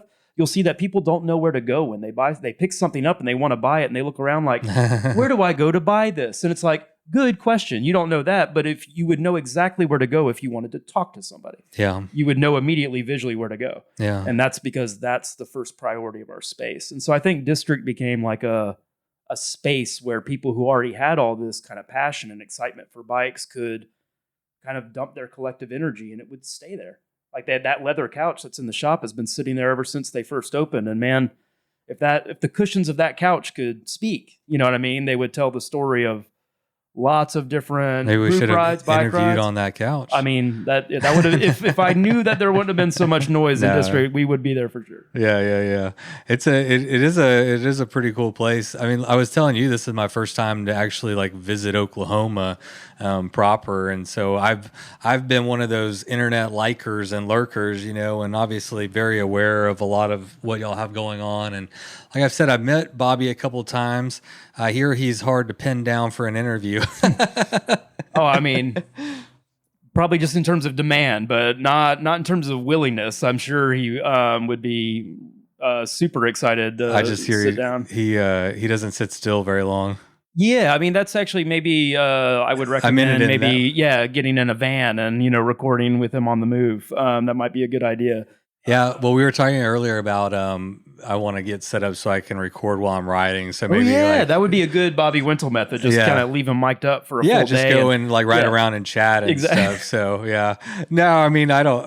It's kind of it is fun because I'm kind of getting to see behind and learn about, you know, I don't know, a little bit of the secret of the success, a little secret sauce of what y'all got going on here. And I mean, it's been, like you said, I mean, internationally, people are very familiar with District, and it's like become, I don't know, like the gold standard or a standard for what a bike shop could be and the type of community that it could create and the events that it could, you know, I mean, it's really like an example of what you can do with a bike shop and not just sell bikes, or, you know what I'm saying? I mean, I think if I had to give a recipe for this success, it would be to celebrate every human who comes in your door, even if they have no experience or no money to spend. Celebrate every person that comes in your door and create a space where they feel welcome and they feel like they can contribute something. And that's been the recipe for success at District. 100%. Yeah, I mean, with that mentality, you can't fail, really. Whenever I owned a retail business, and I thought it was miserable, and I think even some bike shops are probably miserable to work in, you know, just because of the atmosphere. I'm not thinking one in particular, but the vibe there and everything. It's like, man, this could actually be like a fun place to work. I mean, the people that are coming in, everybody's smiling. There's a good energy there. Yeah. At some point, you get the wild idea to do the Tour Divide, or how did that come on your radar? I mean, that Bobby Wintle is the answer to that question. He's who told me about that ride, just like he told me about gravel riding. Once I got my mind around that, and I did his century ride, and then he was like, "Well, now there's this thing called the Dirty Kansas, which is you did 100, so you could do 27." That was the next step, and then and then after the 200-mile thing, I was kind of like, "Well, what's next?" And he was like, "Oh, well, the Tour Divide is next," and I was like, "What's that?" You know, and so for me, like the Tour Divide was initially pitched as basically a long ass gravel ride, which I kind of think it is. Yeah. You know what I mean? A multi-day gravel event. And I was like, that sounds cool. But the way that I was thinking of it was a long ass bike ride. A tour. But calling it a tour though, I think maybe in 2016 when I first did it, I was a little bit naive about the touring aspect of it. I knew how to ride a bike, but I didn't have a lot of literacy, like using camping equipment or sleeping outside. Like I wasn't afraid of it, and I was willing, and I had tested my gear enough to know how to use what I brought responsibly. Right. But I wouldn't describe myself now as competent then. I didn't quite know what I was doing. I just thought it was a really, really long bike ride. Which it sounds like you and Bailey went in with similar. No, I was re-listening to Bailey's interview, and I was like, oh man, because I mean, it was me. I mean, we all went up in an RV together. It was me, Bailey, Bobby Wintle, Troy Cowan, Jesse Ramsey, you know, I mean, Dave Martman. There was a whole crew of us who all went up together who were all complete novices. And we had no experience. We were all in way over our heads. But we all just went out there and we all finished. Like we got it done that year. That was like 9 people? Yeah. Wow. There's a picture of us all standing together on a dock with Lake Louise behind us. And if you look at the picture now, I think all of us would feel like, look at those babies. You know, we look, you know, like younger versions of ourselves now. For sure. But that whole lineup of people finished the Tour Divide in the year where because in 2016, that was the lowest attrition rate of any Tour Divide ever. That was really? Yeah, 2016. Oh, gee, I didn't know that. Year, but that's the year Mike Hall set his record too. Interesting, man. So you were there for the Mike Hall record. I ate lunch with Mike Hall before he started that ride. Yeah. I ate dinner with him with the people because he was hanging out with the salsa people, and the salsa people knew Bobby, and I was with Bobby. So how cool is Mike Hall? He didn't say a word. Really? He sat back in his chair, and he looked like a man who was in a different place. I kind of looked at him and I was like, this man is not in this conversation at this. I mean, he was nice. I'm not saying he was, but he was like in a zone. He was focused on the task. I recognize now that look in his face. I know exactly what he's feeling now. Now that I've done this ultra endurance thing a little bit longer, he was focused. He was already on the ride. He was already started in his mind. He was not eating dinner. He wasn't thinking about anything except the ride. And so he just wasn't, he's like, yeah, nice to meet you. But he was not present. He was in his own head. Yeah, that's interesting. It's not surprising to hear. No, because he knew exactly what he was going to do. He knew what was coming up. Yes. You didn't know. You were stupid. I mean, you were stupid. You were ignorant to what was about to happen. He was fully aware of what he was about to put his body through, his mind through, and that's daunting. Even if you're Mike Hall, I don't care who you are. If you're about, I mean, especially if you're Mike Hall, if you're planning on sleeping and eating and all that kind of stuff, I guess you're out there longer, so maybe it's harder in that way. But yeah, in terms of pushing yourself, that's got to be a scary and a daunting thing to do that, I would think. Yeah. No, I mean, I feel like I've never had this experience myself. Yeah. I feel like it has to be analogous to being in one of those planes or ships when you're about to be dropped off into a war zone. You know what I mean? You know what you're about to encounter. Right. You know what you're about to see, but you have no idea the particular way that it's going to unfold. How it's going to unfold, yeah. So you know exactly what you're in for, but you have no idea how it's going to happen. How did your 2016 unfold? It was interesting. At first, first of all, the reason there was such a bad attrition rate that year is because the first week was wet. We were soaking wet for a week. And that was just a very demoralizing and degrading experience. Like I lost my external battery cache on the first day. Grit was everywhere. I mean, it was just a very wet beginning. Yeah. Slogging through all those miles through Canada and Montana in the cold and in the rain was kind of miserable. But after that, once you kind of dried out, I felt like I had a pretty decent time of it. Bobby and I got in over our heads a couple times, got into a couple spots where we had, where I missed a turn and we probably should have stopped sooner. We got in a couple hairy spots, but for the most part, I think we kept our heads up. You know what I mean? Like, we got lost. I walked through a scary hike-a-bike on Lava Mountain in the middle of the night when I shouldn't have, and he came after me. And we had scary moments, but for the most part, we always kind of came back for them, and we always laughed. And did you do it in a group together? It was interesting. I know Bailey did his. Bailey was gone. Yeah, he was gone. After day one, we hung out with Bailey the morning of, and then we didn't see him ever again. And the whole time we couldn't believe that he finished in sub 20 days. At the time that he did 19. We were just blown away at what he did that year. I mean, he left without rain pants on, and it was for a week. He just rode in his chamois. I still don't know how he did that, but so he was gone. But yeah, I mean, I don't know. Like, I felt like Bobby and I had kind of made this agreement that we were going to do it together. I don't think we understood at the time how challenging that is to commit to doing a ride like that together. Right. Like, I'm not even sure now how we managed to do it. Like, I think that was probably the most amazing thing about that first finish is in terms of like, he could have a mechanical or he could be having a bad day. You could be having, and just like staying on the same rhythm for 2,700 miles. And we weren't always together. It's not like we rode side by side, but we slept in the same spots every night. We woke that's up. Hard to do. It's very hard to do. Yeah.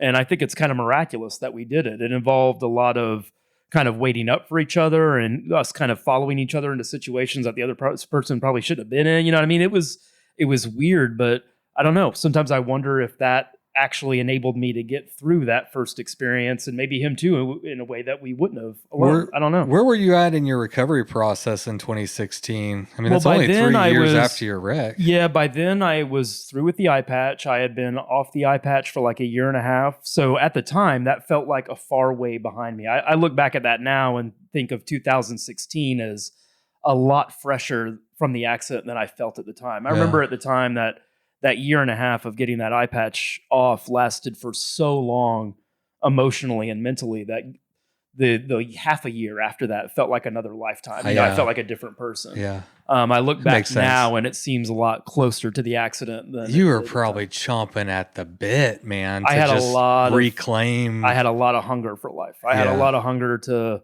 and for identity to like be somebody. The reality is my academic career hasn't really made me somebody. You know what I mean? Nobody knows me. Like you said, you Google me and it's not like stuff comes out relating to 19th century American literature. You know what I mean? So it was kind of fun to have this sort of traumatic experience and then to feel like I suddenly had this platform for creating this new identity, this new persona for myself that I could be whoever I wanted to be. Yeah.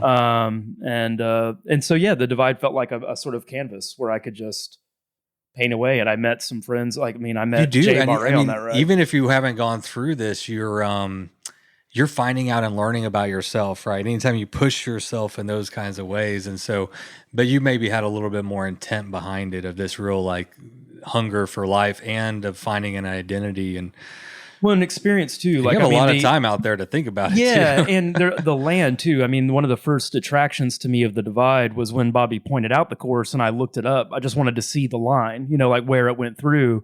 And I realized that all the states it had traversed were states that I had always wanted to visit. I had always wanted to go to Montana because one of my college roommates, Stephen Barker, he was from Montana, and he always used to tell me stories about how much he loved Montana and the landscape there. And I was like, I've always wanted to go to Montana. I've always wanted to go to Wyoming. I've always wanted to see more of Colorado because I've only seen a little peek of it. And New Mexico, I've never been there. And so to me, the ride was like an opportunity to witness these places that I had always had a desire to see. And I was like, oh, now I can just use the bike to go see places for free. Okay. You know what I mean? Because I don't have money to travel. I don't have money to be a tourist. That's a great thing about traveling, vacationing on a bike or whatever is, I mean, gosh, you got your gear. Food and water. Pay for food and water. That's and then it. Everything else you have is on your bike. To me, it sounded like... And you get to some of the most amazing places in the world away from people. I mean, it's like... all you have to do is pedal? Okay. All you got to do? Yeah. And that, to me, I think that's how I process it. I was like, you're going on a scenic... It's a great way to look at it. Yeah, like a scenic, bike tour, I guess now I could call it that. You didn't look at it that way. But... we weren't really racing, you know what I mean? We weren't really worried about... I mean, we had time goals, and I remember us stressing about time goals, especially early on when the rain had us making so much slower progress than we thought we'd be able to make. And we were so frustrated and so hard on ourselves about not meeting those time goals. But at a certain point, especially after Bobby and I united with Jay Barre in Montana, the three of us kind of united. I think it was in Lincoln. I think it was Lincoln, Montana. We met at for breakfast, and he was ordering a milkshake, and we all got milkshakes one breakfast. And we ended up kind of riding together the whole time after that, along with another friend of ours, David Martman, and the four of us kind of finished together. And especially after that little group kind of coalesced and cohered, I don't know, it felt very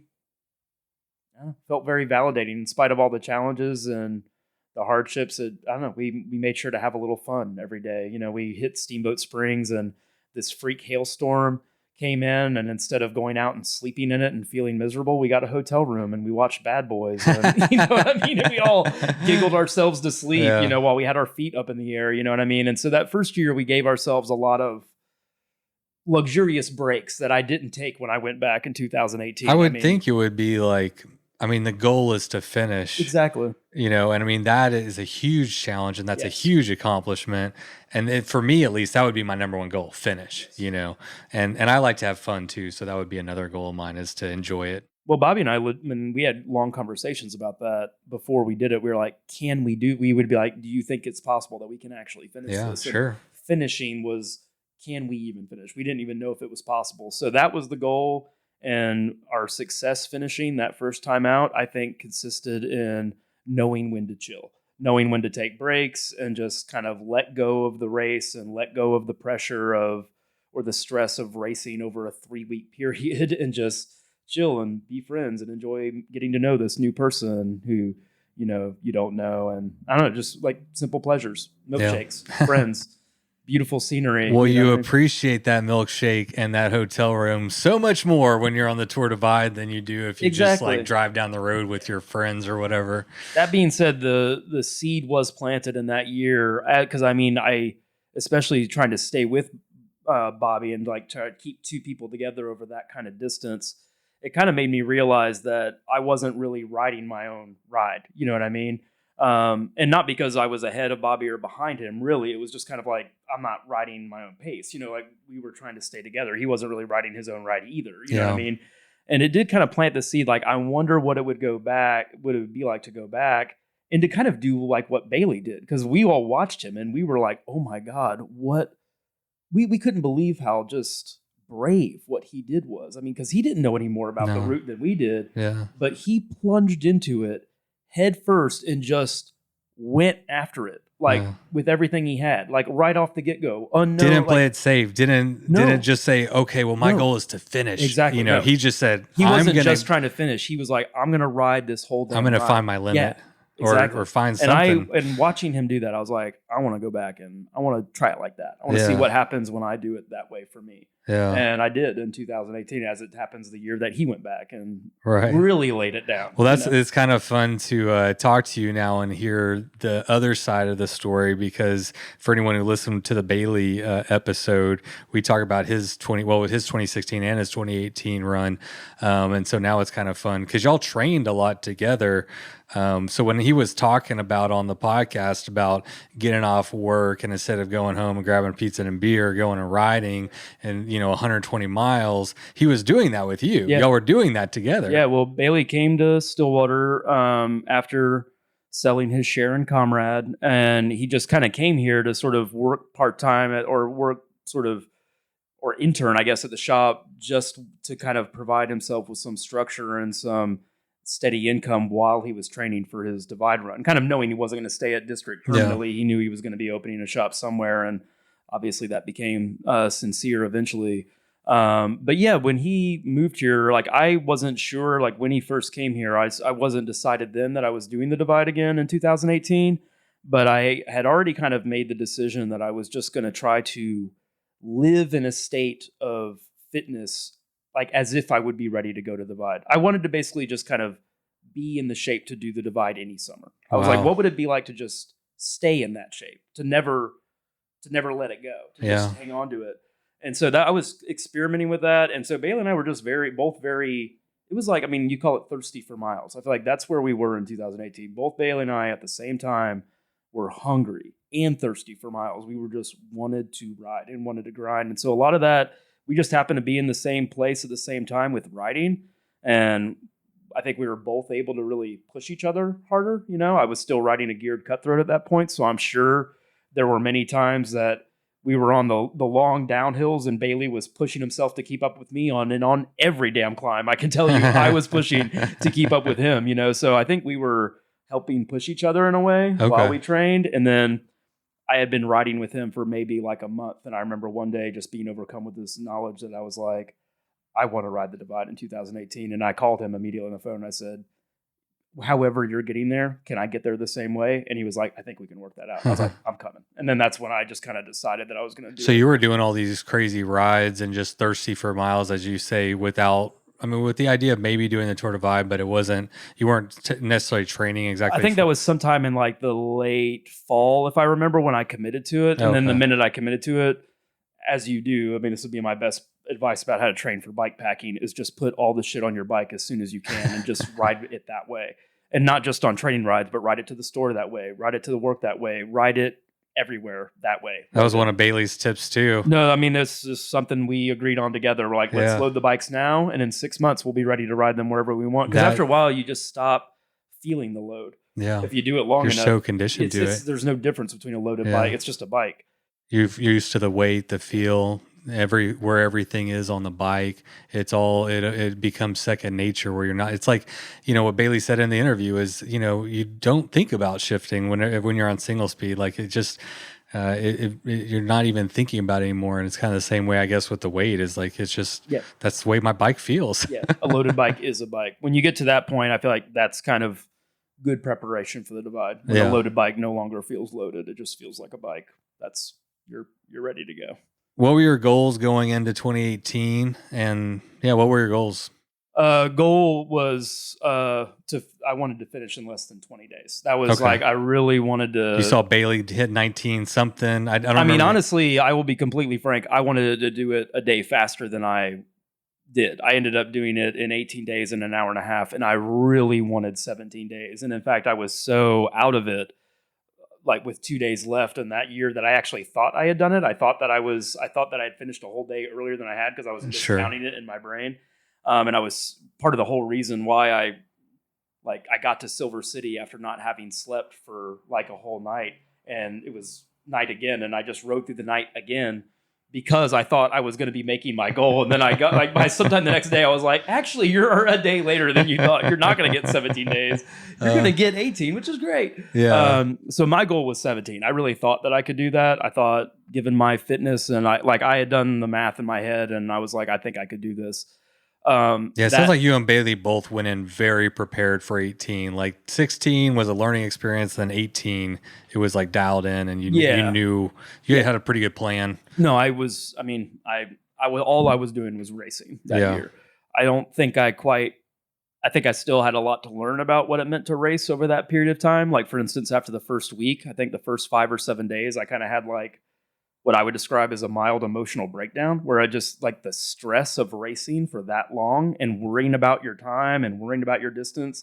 I just like, I got to the point where I was like, I feel like I'm not even enjoying myself. I felt like I had sapped all the fun, joy out of the ride, and it was creating a crisis. Like because you put so much pressure on yourself. Yeah. I was like, where am I going to get my energy from if I'm not happy? Like, if I'm just reviling myself every day, every hour, I can't keep going. I'm going to quit. And so I remember I started having that kind of breakdown, and I texted my friend JB and be like, man, I think I texted him something like, man, this racing shit's for the birds. And he just called me in 10 seconds. And he was like, hey, man, you okay? You're doing so good, man. Why are you upset? And I was like, I just feel like I'm not enjoying myself. And I called Jay. I called Jay and Bobby sitting at that bar in Montana. And I decided to call that day short. I'd only ridden about 50 or 75 miles. And I was like, you know what? Stop. Get a hotel room, sleep in a bed. I got everything ready for next week. I did all my shopping, all the water, everything's good.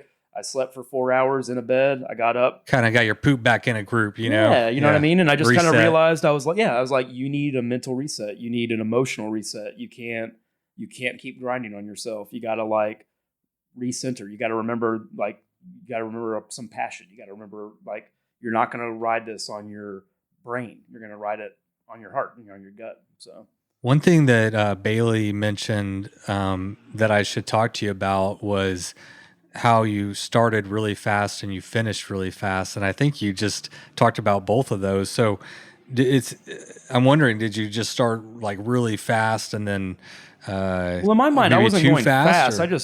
I started long. So I will correct Bailey's that he started fast. I wish I had a damn cell phone video to show you how fast him and Lewis and Gareth and all those dudes were gone. I mean, I was hammering it out of Banff and I couldn't even see them. Yeah. And at a certain point, I was like, dude, you got to slow down. You cannot ride with those dudes. So they were going fast.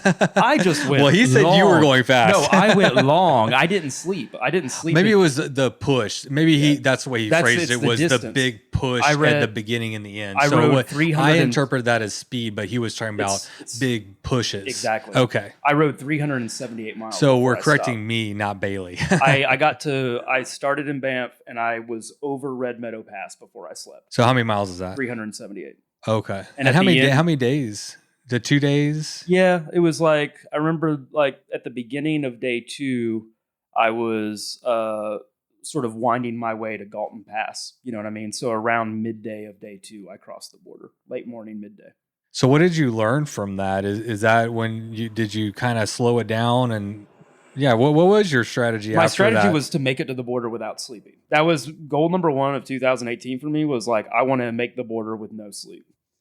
What kind of crazy? That's what everybody said. Because everybody else was like, oh, get to Fernie and then sleep. So I got to Fernie a lot later than other people. Like, I can name all the people that were there.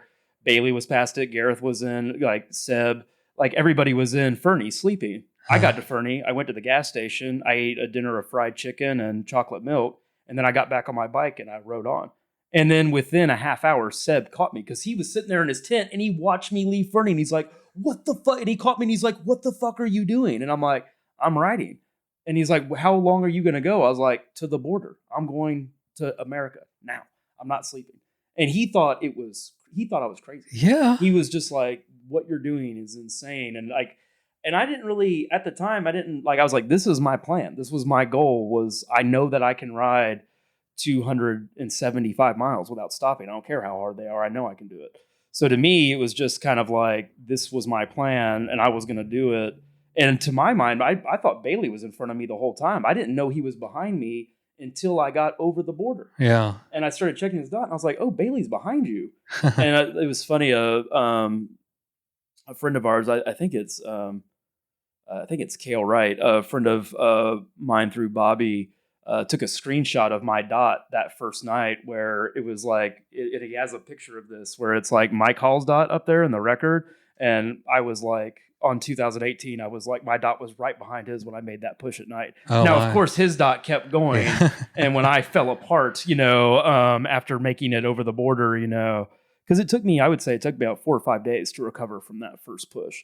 Because when you're trying to recover out there. So you had that big first push, and then you had to recover on the route. That breakdown that I had in Montana was all about that. It was all about that initial push and the exhaustion that I put myself through, kind of coming back to haunt me. Right. Everything that you do out there, every push that you make, you're going to have to recover from it while still doing the hardest ride of your life. You know what I mean? So, and I think that's what I didn't factor in. So if I did that again, well, actually, I'm not going to tell what I'll do it again because I'm just going to do it again. But no, I mean, I think the game plan at the beginning would have been the game plan that I did at the end. Because at the end, I did a 550-mile push where I didn't sleep, but I took 2 half-hour naps. Yeah. And the A game would have been if I did what I did at the start, but instead of not sleeping, if I would have just taken a half-hour nap.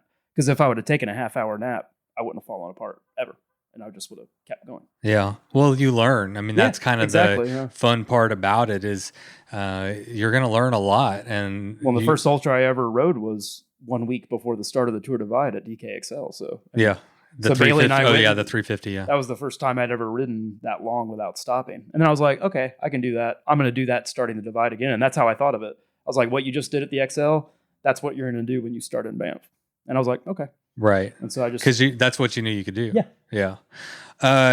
Did you say you don't want to say when you're going to take another stab at it? I mean, I feel like COVID has made everything so uncertain with me, registering for rides, but I know that I'll be riding the Tour Divide again. I don't have a year in mind though. Yeah. But well, this year's different, right? It's going to be border to border. So for a lot of people, that's not, it's not the full route. And so, but that's how the route was originally written. It's kind of interesting. I know, think, right? That's the route. Actually, that's the original route. Yeah. The Banff thing was added to kind of, I think, give some glamour to the beginning of the race. Right. And a little wow factor. Yeah, you know what I mean? But like, I'm actually really intrigued to follow the progress this year because it is the OG route. That's how it was originally designed. So I agree 100%. I didn't necessarily share that sentiment, but I know that, some people definitely feel that way.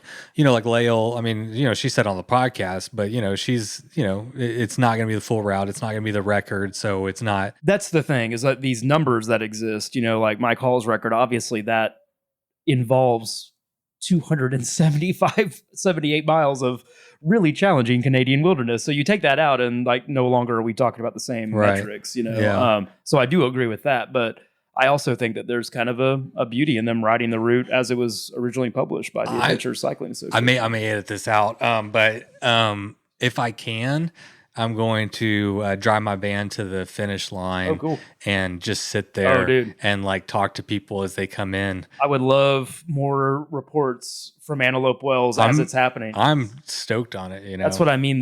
Like when I was referring to kind of the oral history of ultra endurance cycling and bike packing, like a lot of those conversations that happen in Antelope Wells, a lot of the things people say, like in the immediate aftermath of finishing that ride and the isolation of that desert landscape when there's usually nobody around but the one person who decided to ride out there to get you or the nobody who's out there to get you. I'd be interested to hear more of the reaction. I think those are going to be some interesting conversations. Yeah. A lot of untold stories from the environs of the border detention facility in Antelope Wells. Yeah. Another idea that you may be interested in terms of the oral history that I'm going to start working on a project to tell to capture some of those OG stories, of like, as many as I can of the John Stamstad, Matthew Lee, he's going to be hard to get a hold of. I hear he probably won't talk to anyone, but to the extent possible, I want to like capture some of those stories from the very beginning. I was talking to Mike Dion the other day about it, and because he can get me in contact with everybody, but I think it'd be neat to capture those stories before. Have you been to Brush Mountain Lodge? Oh no, I've met the owner at Mulberry Gap. I think Kirsten at Brush Mountain Lodge is probably, of all the people I've met in this world, she's probably the one. I mean, I could sit and listen to her tell stories about the history of the divide and how people originally ran it versus today. I could listen to her talk on that subject for hours. She is very... I never thought about that. She is a vessel of all that history. You want to know who knows all those stories? Kirsten, it's her. Okay. She has seen it all. All right, Kirsten. Because she was there when the first riders came through with their maps and no fucking GPS. And yeah, she's seen it there all. The whole time. She's like the route historian. She is. And the route mother. I know she is the living history of the divide, for sure. That's a great idea. She's the only person who has it all. That's a great idea. Everybody else has parts of the story. She's got it all. Yeah. So just go there and sit and just let her talk. Okay, good idea. Yeah. Well, I'll do both of them. Sorry, Kirsten. I didn't want to out you or anything, but you are the one with the knowledge. Oh, I hope, that's one nice thing about the podcast has been like everybody says yes. Every once in a while someone says no, but it's pretty rare. But for most people like want to talk about these stories are interesting. The people are interesting and they're fun to talk about. I mean, they're huge adventures that are life-changing for people. And yeah, people like talking about it. Yeah, I think she's like the Reverend Mother of the divide route for sure. Anything else worth noting in 2018? I also wanted to talk about the 2020 Arkansas High Country. Oh, yeah. So, yeah, anything else from 2018 that did I miss anything? I mean, I could tell a whole very interesting story about that final push. I'll just say that it was mostly inspired by the badass riding of Stefano Ramilino. I'm sorry, I'm probably mispronouncing his last name, but he's an Italian who was up there in the top 10 with us, and Justin Dubois. I was yo-yoing with those two guys ever since the Great Basin and stuff like that, and it was largely my inability to drop them in any conventional way that led me to stop sleeping. So anyway, and my gratitude for Bobby Wintle and Ryan Simon for picking me up at the end. That's right. I read that they like raced to get there. Well, yeah, they didn't quite realize that I was going to stop sleeping. I had tried to warn them. I was like, okay, it's going to get a little weird from here on out. And Ryan was kind of like, I think I know what he's up to. But like it was they really went out of their way to come fetch me. And I was in a really poor way when they finally managed to get me in the car. So I'll be forever grateful to them for that. And especially since I re-listened to his podcast about this run recently, I think it really hit me, and this is a good tie-in to the Arkansas High Country race, like listening to Bailey's interview about his ride in 2018 and hearing again anew that I won't even call it optimism, that certainty he has about the ability of a single speed rider to not just win the divide, but to set the record. Like, even the memory of hearing him speak to that like gives me goosebumps. Like, and I find it. I just sat there in silence. Yeah, whenever I'm just I tried to like Bailey. I love you so much. You inspire me so much. Like I was listening to that again in preparation for this interview and realizing that it was because I was a single speed rider. I built up the Surly Krampus that we rode on that you saw me riding on this morning. That was my first custom build I ever did. I built it with $1,000 of that settlement money from the crash. I took a portion of that and I was like, I'm going to build my first custom bike with this. Yeah. And I built a single speed Surly Krampus. And I was like, I want to ride a single speed bike. So I've been riding single speed for a while. I rode my first DK on a single speed. I had done some big single speed events, but conceiving of something like the Tour Divide made me intimidated to even consider taking it into that type of environment. Sure. And watching, especially in 2018, after training with Bailey and then going out there and watching what he did that year on that bike, it really changed my mind. Like it made me, the whole damn time I was chasing him that year, I did not want my gears. I wanted to rip them off the fucking bike. I just was like, I want to be riding single speed. Yeah. And so after that, I didn't have any. I mean, I rode one more Trans Oklahoma. I ran one more ride across the state of Oklahoma. We have a 350-mile route. The gears. That was designed by Jack Christian, ultra endurance, badass in his own right, legend. Really, he designed this 350-mile Trans Oklahoma route, and I rode that for one last time on gears. And then after that, I was like, I'm gonna start rethinking my bike setup. And after that, I started riding pretty much exclusively single speed, except for my cargo bike. It's got gears, but we should at least acknowledge that you came in 8th place. Yeah. And I don't remember your time right off. I have it written down. 18 days and an hour and a half. Okay. So how did you feel about that result? Were you happy with it? I'm still happy with it. Yeah. It's like one of the, I don't know, I think it's one of the most badass things I've ever done, frankly. For sure. Like and it felt like that at the time. I remember having this crazy hallucinatory ride across that last desert stretch before you get to the pavement that leads to Antelope Wells. It's not a really hilly section, but it's super sandy and weird if you're riding it at night.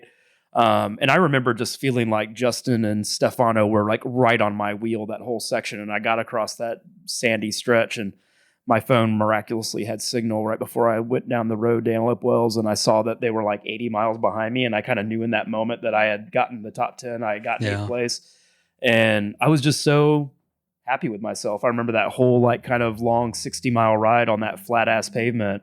I just remember feeling like really proud of myself and proud that I had kind of like navigated the kind of fallout of that initial push, which cost me a lot more emotionally and mentally than I thought it would. And I had a very similar experience at the Arkansas High Country where I had, in my mind, I had kind of finished the ride. Like once I hit Fayetteville and I knew I only had like 50 or some miles of bike path, I was like, oh, it's over. You did it. Yeah. And the last several hours of the ride involved a lot of like crying and shouting and just like a lot of emotions came surging up because I got to you got to live in the victory before, for a while by myself before it was real for anybody else. It was already real for me, and I got to have hours where I was just kind of sitting there with my own accomplishment before anybody else could share it. Yeah. And I can't think of any other facet of life in which I've experienced that form of validation and that self-affirmation. You know, it's very empowering. It makes you feel like a hero, you know, in your own mind, which I think it's a lot easier to be a hero for other people than it is to be a hero for yourself. And in those moments you feel like a hero to yourself. And like, I don't think I'll ever forget those home stretches. Not because they were hard or because they were particularly fast, but because of the feelings I had. I remember finishing the Arkansas High Country race. I was on that bike path because I went counterclockwise, right? So I finished on the Razorback Greenway. And I remember crying a lot, sobbing, and almost uncontrollably crying. And I remember saying out loud to myself, hey, asshole, why don't you decide to feel happy about this? You know what I mean? Why are you crying? Like, why is sadness what's coming out of you? Were they tears of sadness or were they tears No, that's what I think. I was crying, but it was like, I realized I was feeling sad. And I was like, don't feel sad, feel proud. Like this, what you're feeling is not sadness. It's triumph. It's identifying what you were feeling. My brain it's only used to feeling depressed. It's only used to feeling sad. So it felt an overwhelming emotion and it was translating it as sadness. And I'm like, no, dummy. This is victory. This is triumph. You're just so unaccustomed to feeling it that you don't recognize it for what it is. Wow. Feel good about this. Be proud of yourself. You fucking crushed it. And I was saying these things out loud, and even now, like I almost feel embarrassed saying that. But why are we embarrassed to like validate ourselves? You know what I mean? We shouldn't be. Yeah. We shouldn't be. Well, it's you're not being hyperbolic. Like you did that. Yeah. That's a real. And I knew it at that point. So I was like, and that's what you're feeling. You're feeling the triumph. But my brain and my psyche was translating it to sadness. And I was like, don't be sad. And it was as soon as I said that out loud to myself, I stopped crying. Yeah. And like the tears stopped coming and I just felt joy. Yeah. You know? I really appreciate you expressing all of that because a lot of times whenever I do these interviews, people can't really put words to what that experience is really like. I think it's a really powerful and overwhelming experience, and it's really difficult, I think, to actually articulate what is actually happening. But I think it is hard. I mean, I think at least it is for me to pat myself on the back and be like, hey, you did a good job. I mean, like, you know, other people tell me the podcast is successful and stuff, and I'll shit on it all day long or whatever. You know, it's like, no, we can't do that. We have to acknowledge that there's value here, or, you know, I did something good, and it's okay to validate those feelings and to be okay with that. And to be proud of yourself. Self-validation is not the same thing as egomania. You know what I mean? But you kind of have to find yourself in the right moment to recognize that difference. You know? Well, the thing about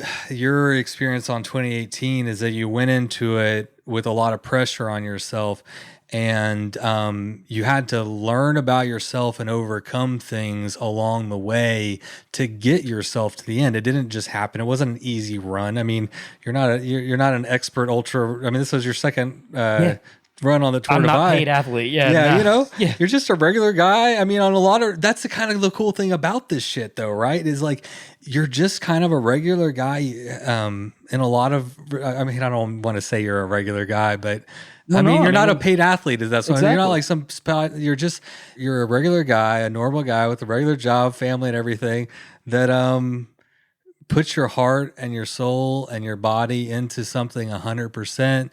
And you were able to like work through all of that over 2,700 miles and come out victorious. I mean, that's a huge thing. Yeah, no, I mean, I think my experience, especially 2018 to Divide Run and the Arkansas High Country Race of 2020, they'll probably for the rest of my life feel like some of the greatest accomplishments I ever had. On my own, like things that I did for myself and by myself. Well, I love that aspect about it is it is self-supported. There's no way to not accept the responsibility for the outcome, whatever it is, because it's on you. It's on you to prepare. It's on you to deal with whatever comes up in the field and pedal your bike and all that.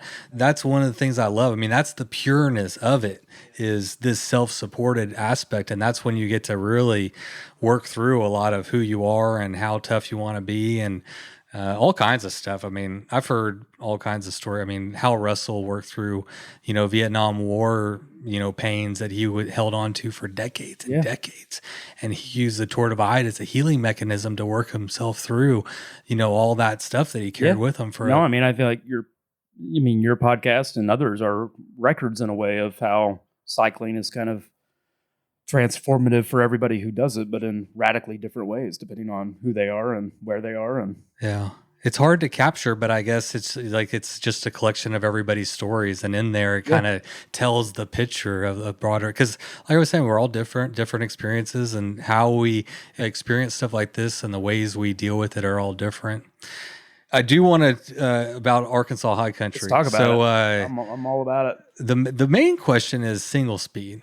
Like, in my mind, now you've ridden both, so you'll have to correct me, but I think whenever I heard Bailey talk about, single speeding the Tour Divide and his, for anyone who didn't listen, I'll just rehash it real quick. Essentially, I asked him why single speed, and his answer was like, man, a lot of those hills you're hiking anyway.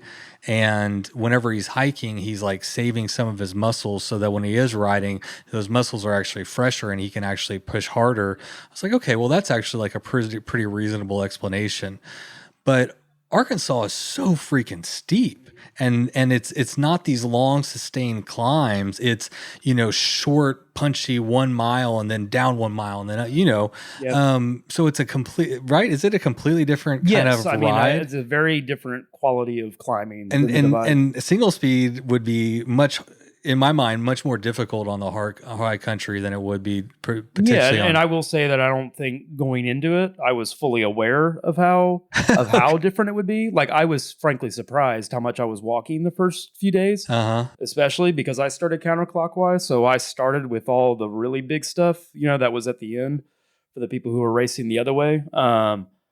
And I was frankly a little surprised how much I was walking. Had you ridden much in Arkansas previous? I had ridden a couple times. Like I had gone out there with Dylan Morton and Nickel Potter and other friends who were in the Arkansas region and who had invited us out. So I had done some bike packing out there and some loaded riding. And I knew what I was getting in for. The reason for the gearing, because most people were kind of alarmed by how stiff my gear was. Well, yeah. 4220, which... a little over, which that's the reaction I got. I feel like a lot of people, and they keep thinking about that gearing in comparison to those big climbs. And that gearing, I was not pedaling that. I was walking my bike up those climbs.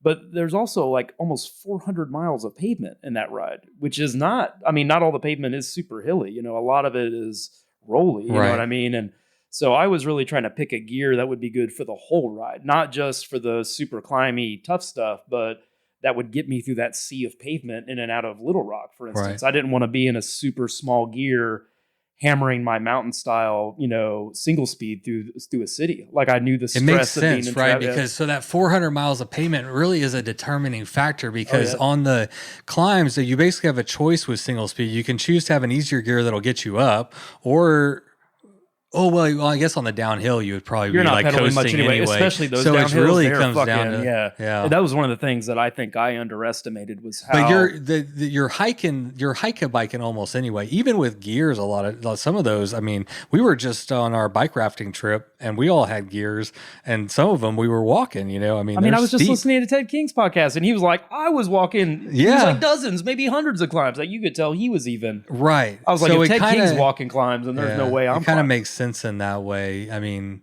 that's what I mean. Single speed on the Arkansas High Country race, you have to not only think about the climbing, because the climbing is what everybody talks about. 80,000 feet and 1,000 miles. Everybody keeps talking about that, but it's like that 80,000 feet of climbing is not evenly distributed across every mile.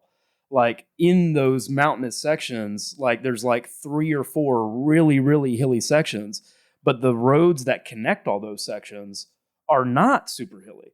And you got to think about being on your same gear through all of that. So it's a very tricky race to pick a gear for. But and most of the people are like, that is so tall. It's like, well, right. But this is still small on this pavement. Like it's already spinny on the pavement. And you're going to be on this for hours. And those are the more grueling hours when you're not in the tree cover and it's not shaded. You're exposed. The heat from the road is coming up on you. You got cars passing you. Like that was the stuff that I was worried about. I was like, I want to be fast through all that crap. And if I have to walk, I'll walk. Yeah. And I did. I walked a lot. A lot of walking. In fact, at the end, the only physical, I've had a lot of people very, I don't know, kind of meanly, I would say, who are like, oh, you single speeded that? Well, I wouldn't do that. I value my knees. And it's like, I've never actually had knee problems from single speeding, except from that's you projecting your problems onto me, yeah, but I don't have I was that. Like, my knees are fine. But actually, at the end, I did notice that from walking my bike, I actually did have a hitch in my knee because when you hold your bike out to the side of you, you don't walk straight, you kind of hitch your gait. And I did have knee pain from that. So one of the things that I will certainly be practicing in the future is walking on either side of my bike, dismounting. And I know that that's something Bailey's already made a habit for himself. Wow. But it was only something after Arkansas that I was like, this is why you need to do that now. Because I don't think I'd ever done that extent of walking, that extent of hike a bike on a multi-day ride. But now that I have, I'm like, that's why you get off on both sides, because you'll actually I'm going to start practicing that too now. Yeah, if you want a single speed bike pack, hike on both sides. Yeah. Walk your bike on the right, walk it on the left. Well, it seems like just also a good, I don't know if you're injured or something. It seems like a good thing to be able to do, just in general. I mean, I try to, we're all cyclists, so I'm always trying to like hone my skills a little bit. I mean, you learn, as you said earlier, you kind of learn something on every ride, no matter how much you know. So that was one thing I took away from this one is, I learned something from you on single speed earlier about how to pump on those flats a little bit and pedal with a little bit. I did want to tell you on that ride, and since we've brought him up so much, I will give credit. I do feel like that style of single speeding on the gradual downhills is something that I gleaned from Bailey, chasing him, because there would be so many times we'd be out on rides together, and I'd be in I had a 2x set up on my cutthroat, so I could get in really stiff gears. And I'd be in my hardest gear hammering down a hill. And Bailey is on my wheel. And I'm like, how is he even doing that? And I think that fast pace, high cadence riding and then coast, high cadence riding,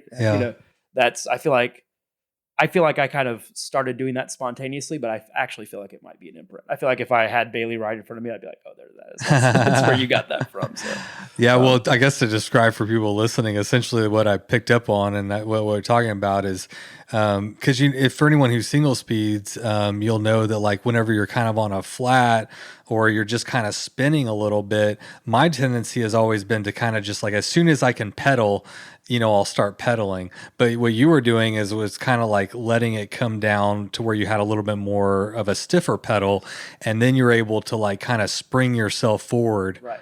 Yeah. You as soon as the bike starts losing momentum, that's when you surge. You don't try to keep it surging, because then you'll wear yourself out and cramp. So you wait till the bike is just dipping back, and then you surge it, and then you coast. And then and then it's it's almost it feels more like boating.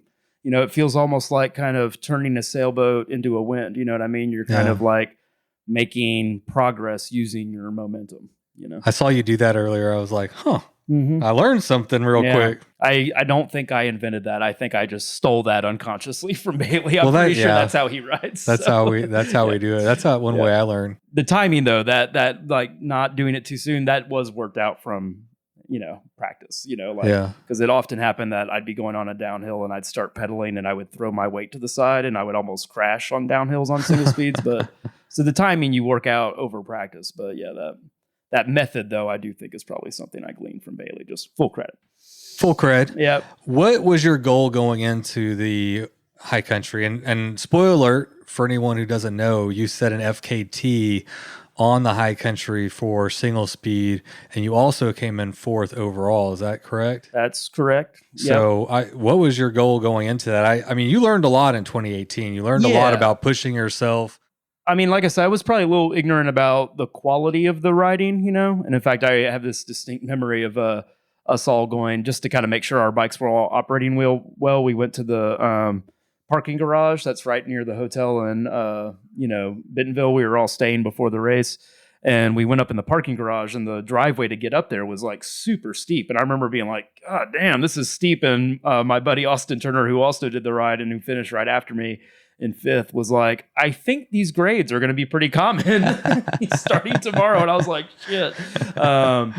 Anyway, so what I mean is I was a little bit ignorant about what type of grades, et cetera, that I was faced with. But I really wanted to do it in 6 days or less. That was my goal going into it. I really felt like I could do that immediately when I started. It took me 3 days to do what I thought was going to take me 2 days to do. I make these like small little cheat sheets for my ultras that just kind of involve like the town names and how far until the next town and whether there are services. It's like a cheat card that's based on these cheats that go around for the divide. But for a race like the Alexander that I did, the last year there was the Almanzo. I did the 390 mile Alexander that year on a single speed. And then the high country race, I made these like tiny little, like smaller than a baseball card, cue cards that are the whole race just on one card. And I keep them in my bag so I can just use it as a quick reference for when I pull into a town. How long is it till the next town and where are the stores? Sure. So anyway, according to that, I plotted out my ride on that. And what I thought would take me 2 days at the beginning took me 3. So I ended up losing that first day and that first hard stretch. What was your final time? It was 7 days and 12 hours. Really fast still. Rebecca Rush, when she set the fastest time, or the first fastest known time, was like 8 days. Jay Peterberry came in, I think he was around 6 days, and he was a geared bike.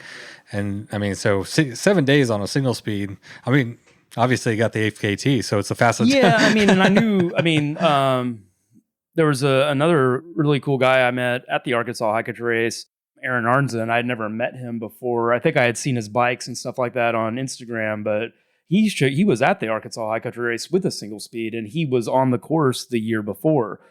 He hadn't finished it, but he had been out there before on a single speed. I didn't know there was going to be another single speed rider out there when I went. I thought I was the only one. So when I went into it, I was like, well, you're the only single speeder. So if you finish, you'll get the FKT. And it felt... were the first too. Yes. Okay. Because this is the third year. Yeah, exactly. No one's ever... I was the first one to ever finish. I didn't know that. Okay. Yeah. So but you did be one other single speeder. That's right. Well, that's what the thing is. I went into it being like, well, there's not a lot of pressure. If you finish, you'll get an FKT. How great is that? You know what I mean? Yay. But then I got there and there's another single speeder there, and he had wider tires in a smaller gear, and his bike looked dope as fuck. And I was like, oh no, maybe I did this wrong.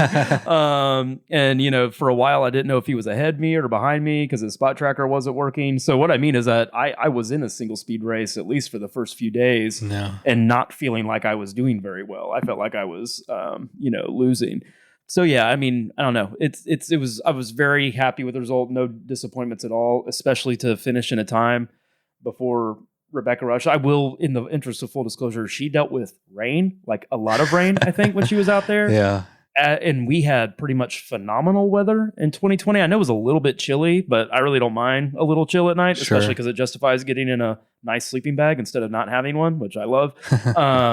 But man, when I was out there not many times, every day, I was like, if it were raining, oh my goodness, would I be going so much slower? So, I mean, what I mean is that it does feel like a very significant accomplishment to come in under Rebecca Rush's time. But if it had been raining, I don't think I would have finished. Like it would be an exceedingly hard course to do in moisture. It's very, very difficult. They're not really creeks anymore or rivers, but they used to be. And so if there's rain, they're going to turn into creeks and rivers again. You know what I mean? And there's a lot of water out there. A lot of water. And so doing that in 8 days in rain, no disrespect to her. She was just on the show actually. Oh, I heard her. I listened to her podcast with rapt attention while I built kids' bikes in the back of district. In fact, but I really enjoyed talking to her. She's been an icon for me. I mean, you heard, all the way back since like the late 90s and early 2000s. Well, that was interesting. That was a really interesting perspective to hear you address her that way, because I don't feel like I had heard that. I was hoping, story of hers, you know what I mean? Like where she came from. And that was because I remember those shows on TV, you know what I mean? I was like, I remember that. And it was so crazy. I mean, really interesting to hear that whole thing set me on this course. I never really talked about it before, but being more bike packing centric. But since she was in Eco Challenge, and that was like the thing that really like lit the fire in me to like go whole hog on just adventuring and kind of set me on this course. It was, really great to talk. And I love like her takeaways and the wisdom that she's like learned, as a result of just a lifetime of putting herself in these crazy situations. It was like you were saying earlier, I think it's one thing to do these rides and to have these experiences, but it's its own kind of challenge to figure out a way to articulate them in a way that other people can understand and appreciate what you're doing. And she does that so effortlessly. We were talking earlier on our ride about how Bailey also has that quality. He has a way of talking about these experiences that make them sound so accessible. You know what I mean? These aren't like you can have this experience. You can have this transformative experience in your own backyard. And like there's something about the way that Rebecca Rush says that makes you believe it. You know what I mean? Yeah, she's very inspirational. It was great.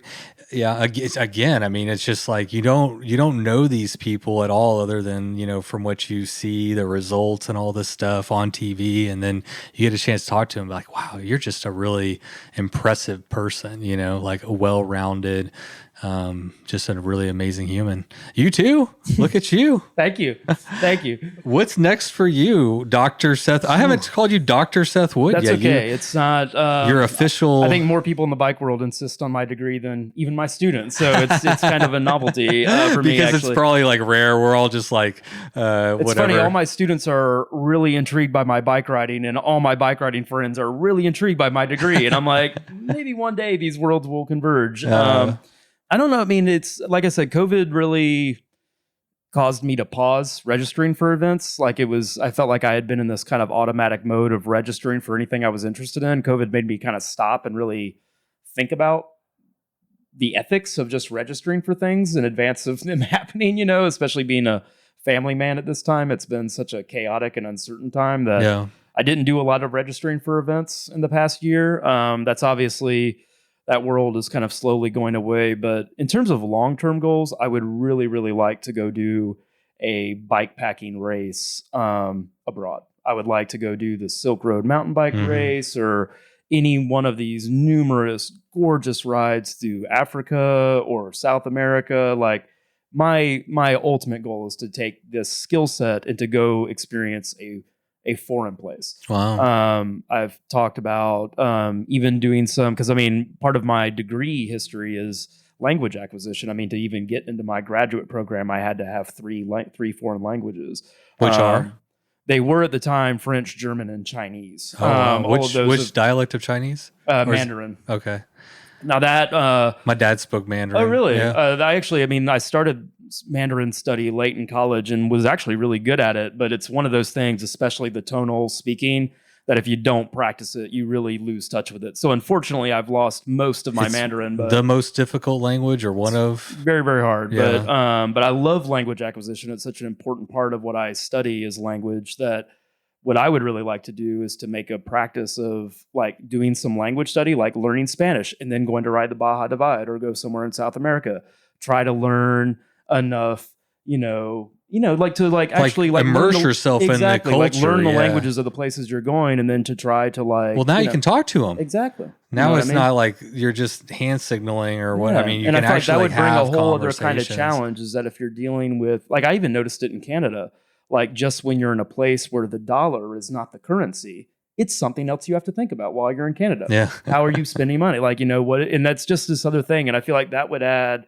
you know, I've watched a lot of these, you know, kind of athletes at the head of this game, like go to these other countries. And I'm like, man, that's got to be a whole different kind of challenge, is being in a sort of foreign environment where, you know, none of the signage is in your language, nothing's really there for you. That's got to add a whole different element that I'm really excited to take on one day. So yeah, I never really kind of thought about that element of it, but it certainly, I mean, it's a culture shock in addition to the shock of like racing and being completely, I mean, the signage will look different. The way the infrastructure is done is it's going to be different. I mean, when you bike pack, you really develop I think kind of like this very innate sense for how civilization bleeds into the wilderness. Like you can kind of perceive getting close to town before you actually see signs of it.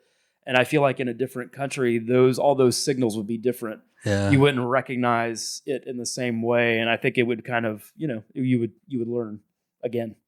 I like that. But before you go and do that, I need you to come and set an FKT on the East Texas Showdown. All right, let's do it. October 1st. I'll bring a single speed. I'll probably be the only one. So just like Arkansas, finish it, FKT. I have no idea. I've never held a race before, but I'm really excited about it. It's a fun distance because 388 miles, you're probably not going to sleep. You know, the people who are really wanting to push it, you can do it all very light, very fast. It's at low elevation, not a lot of climbing. So, I mean, it's designed to be, the fast people can really be tempted to just leave their stuff and go and tackle it. But it's short enough to where now we can bring in the community and we can like, maybe it's a good first time or you're still getting into, you know, bike packing. There's a lot of resources on the route. And it's a lot more doable, you know, it's not, you know, and it also allows for the kind of cool thing about it is, you know, Thursday night we'll have a little get together, and Sunday at 8:00 we're gonna have like some kind of party, some kind of shindig.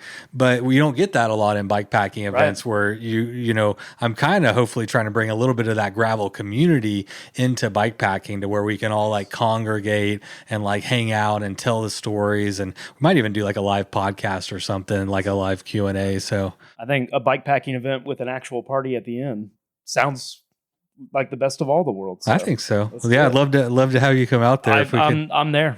Awesome. Yeah. Awesome. Well, anything else, my friend? I appreciate it. I do want to say, man, I appreciate you sharing your story. I've been wanting to talk to you for a while and get a chance to meet you. And it sucks that you got hit and everything, but the story of like what happened after that and what you've done with your life and the accomplishments that you've been able to achieve and everything. And it's truly impressive. And so I appreciate you sharing the story. Ultimately, I think grateful for it. It wasn't an experience I would wish on anybody, but the way it's changed me and the positive effect it's had on me and the way I relate to other people, I kind of wish that for everybody. So it happened to me in that way, which is kind of a bummer, but not really anymore, you know. So. It's always about how we react to things that happen to us in our lives, and everybody has challenges and trials, and yours was very dramatic. But it always comes down to how are you going to respond to that? And, you know, you had an opportunity to reshape your life and say, reevaluate and, you know, and like, what am I going to do with it? And you've really like stepped up into the role of saying, I'm going to live this life and I'm going to maximize it. Well, I think bikes are really good for that. I think bikes are really good at helping people transform in ways that are healthy and validating and productive for yourself and for other people. Like bikes are cool. Bikes are magic. Bikes are death, baby. Yeah. I'm so glad that you're in the community, man. It's you too, man. It's nice to finally meet. I wish we had more time for riding, but maybe in the future, or maybe when I come to Texas, we'll have more time for hangouts. We will 100% do it. I'm remiss that I don't have more time here in Oklahoma. I said it's the first time, and now I'm like, well, fuck, I should have just stayed here the whole time. Well, we're not going anywhere. So I know. These roads, and you're close too. Yes, we're neighbors, dude. So. It's a 6.5 hour drive, which for me, I like to drive, I like to do road trips. I'm like 6.5 hours, man. I'll do that in like 2 weeks. You know, I'll be back up here. Or maybe me and the district people could ride halfway to you and you could ride halfway to us and we could find a good bike packing destination between us. That'd be interesting. That'd be interesting. We've done that with some folks in Arkansas. So yeah. Let's chat more about that. All right. Sounds good. All right, man. Well, thanks again. Yeah. All right, everybody. I really hope that you enjoyed that episode as much as I did. What a profound story. And it's even made more remarkable by how loving the cycling community was to a man that was a victim of vehicular assault, to a man that they didn't know, a guy they didn't know. But they opened their arms, they opened up their wallets, and it gave Seth a community and a family that he didn't have before that accident. So it's tragic in many ways, but it's so beautiful that the community opened their arms, brought him in, supported him, and look at the profound impact that it's had on his life, and look at what he's been able to accomplish. And I don't know. It really shows the power of this community and how special it really is, and how great the people are. So again, I appreciate them telling their story, and I'm looking forward to going back. I think we need to talk to Bobby Wintool and some of the other people over there, and they just got a lot of good stuff going on. I'm really excited to go back there, chat with them, and just learn more. I'm always eager to get to know people, their stories, and there's just so many great people in this community, so it's a lot of fun. All right, well, today's been a long one, so I won't keep you too much longer, but if you really do enjoy these kinds of podcasts, if you like this content, even if it's only worth $1 a month, that is okay. But please do me a favor, head over to patreon.com/bikesfordeath. You can hire me to be a full-time podcast host for as little as $1 a month. And you will get access to the patron-only podcast called Shifting Gears. And we actually recorded episode 1 last night, which was a live AMA with me. It was hosted over on our private patron Facebook page. I don't know, I was pretty nervous because you're just on the spot, but I think it went pretty well. I got some good feedback from people. I tried to have fun, and we just answered your questions. That's it. But this first one was really just an opportunity for me to interface with the system and see how it all worked to be live. I don't do a lot of stuff. Well, actually, that was only the second one I've ever done live. The first one was with Mike Dion for the Ride the Divide 10-year anniversary. Yeah, I mean, the live stuff is just all new to me. So this was a great opportunity to work through some of the bugs and just see how it would work. And I think it went pretty well. I think everybody had a good time. But in the future, we're going to have guests, and you're going to be able to ask questions real time and interact real time. So it should be fun. Completely different spin than what we're doing over here at Bikes for Death, which is what makes it exciting. So if you're interested in that, you know what to do. Head over to Patreon, sign up, and get access to that, patron perks, and you can feel good. When you go to bed at night, you'll sleep just a little bit better. And who doesn't want a good night's rest? All right, everybody. But before you go to sleep, don't forget, go ride your damn bike. You load up your bike, you ride away from home. You could be with your friends or you could be alone. You ride for a day or maybe more. You just love being in the great outdoors. Everything you need is strapped to your bars, including that new pillow you got from Santa Claus. And then you think, oh shit, to yourself. You left that super lightweight tent on the living room shelf. Bikes.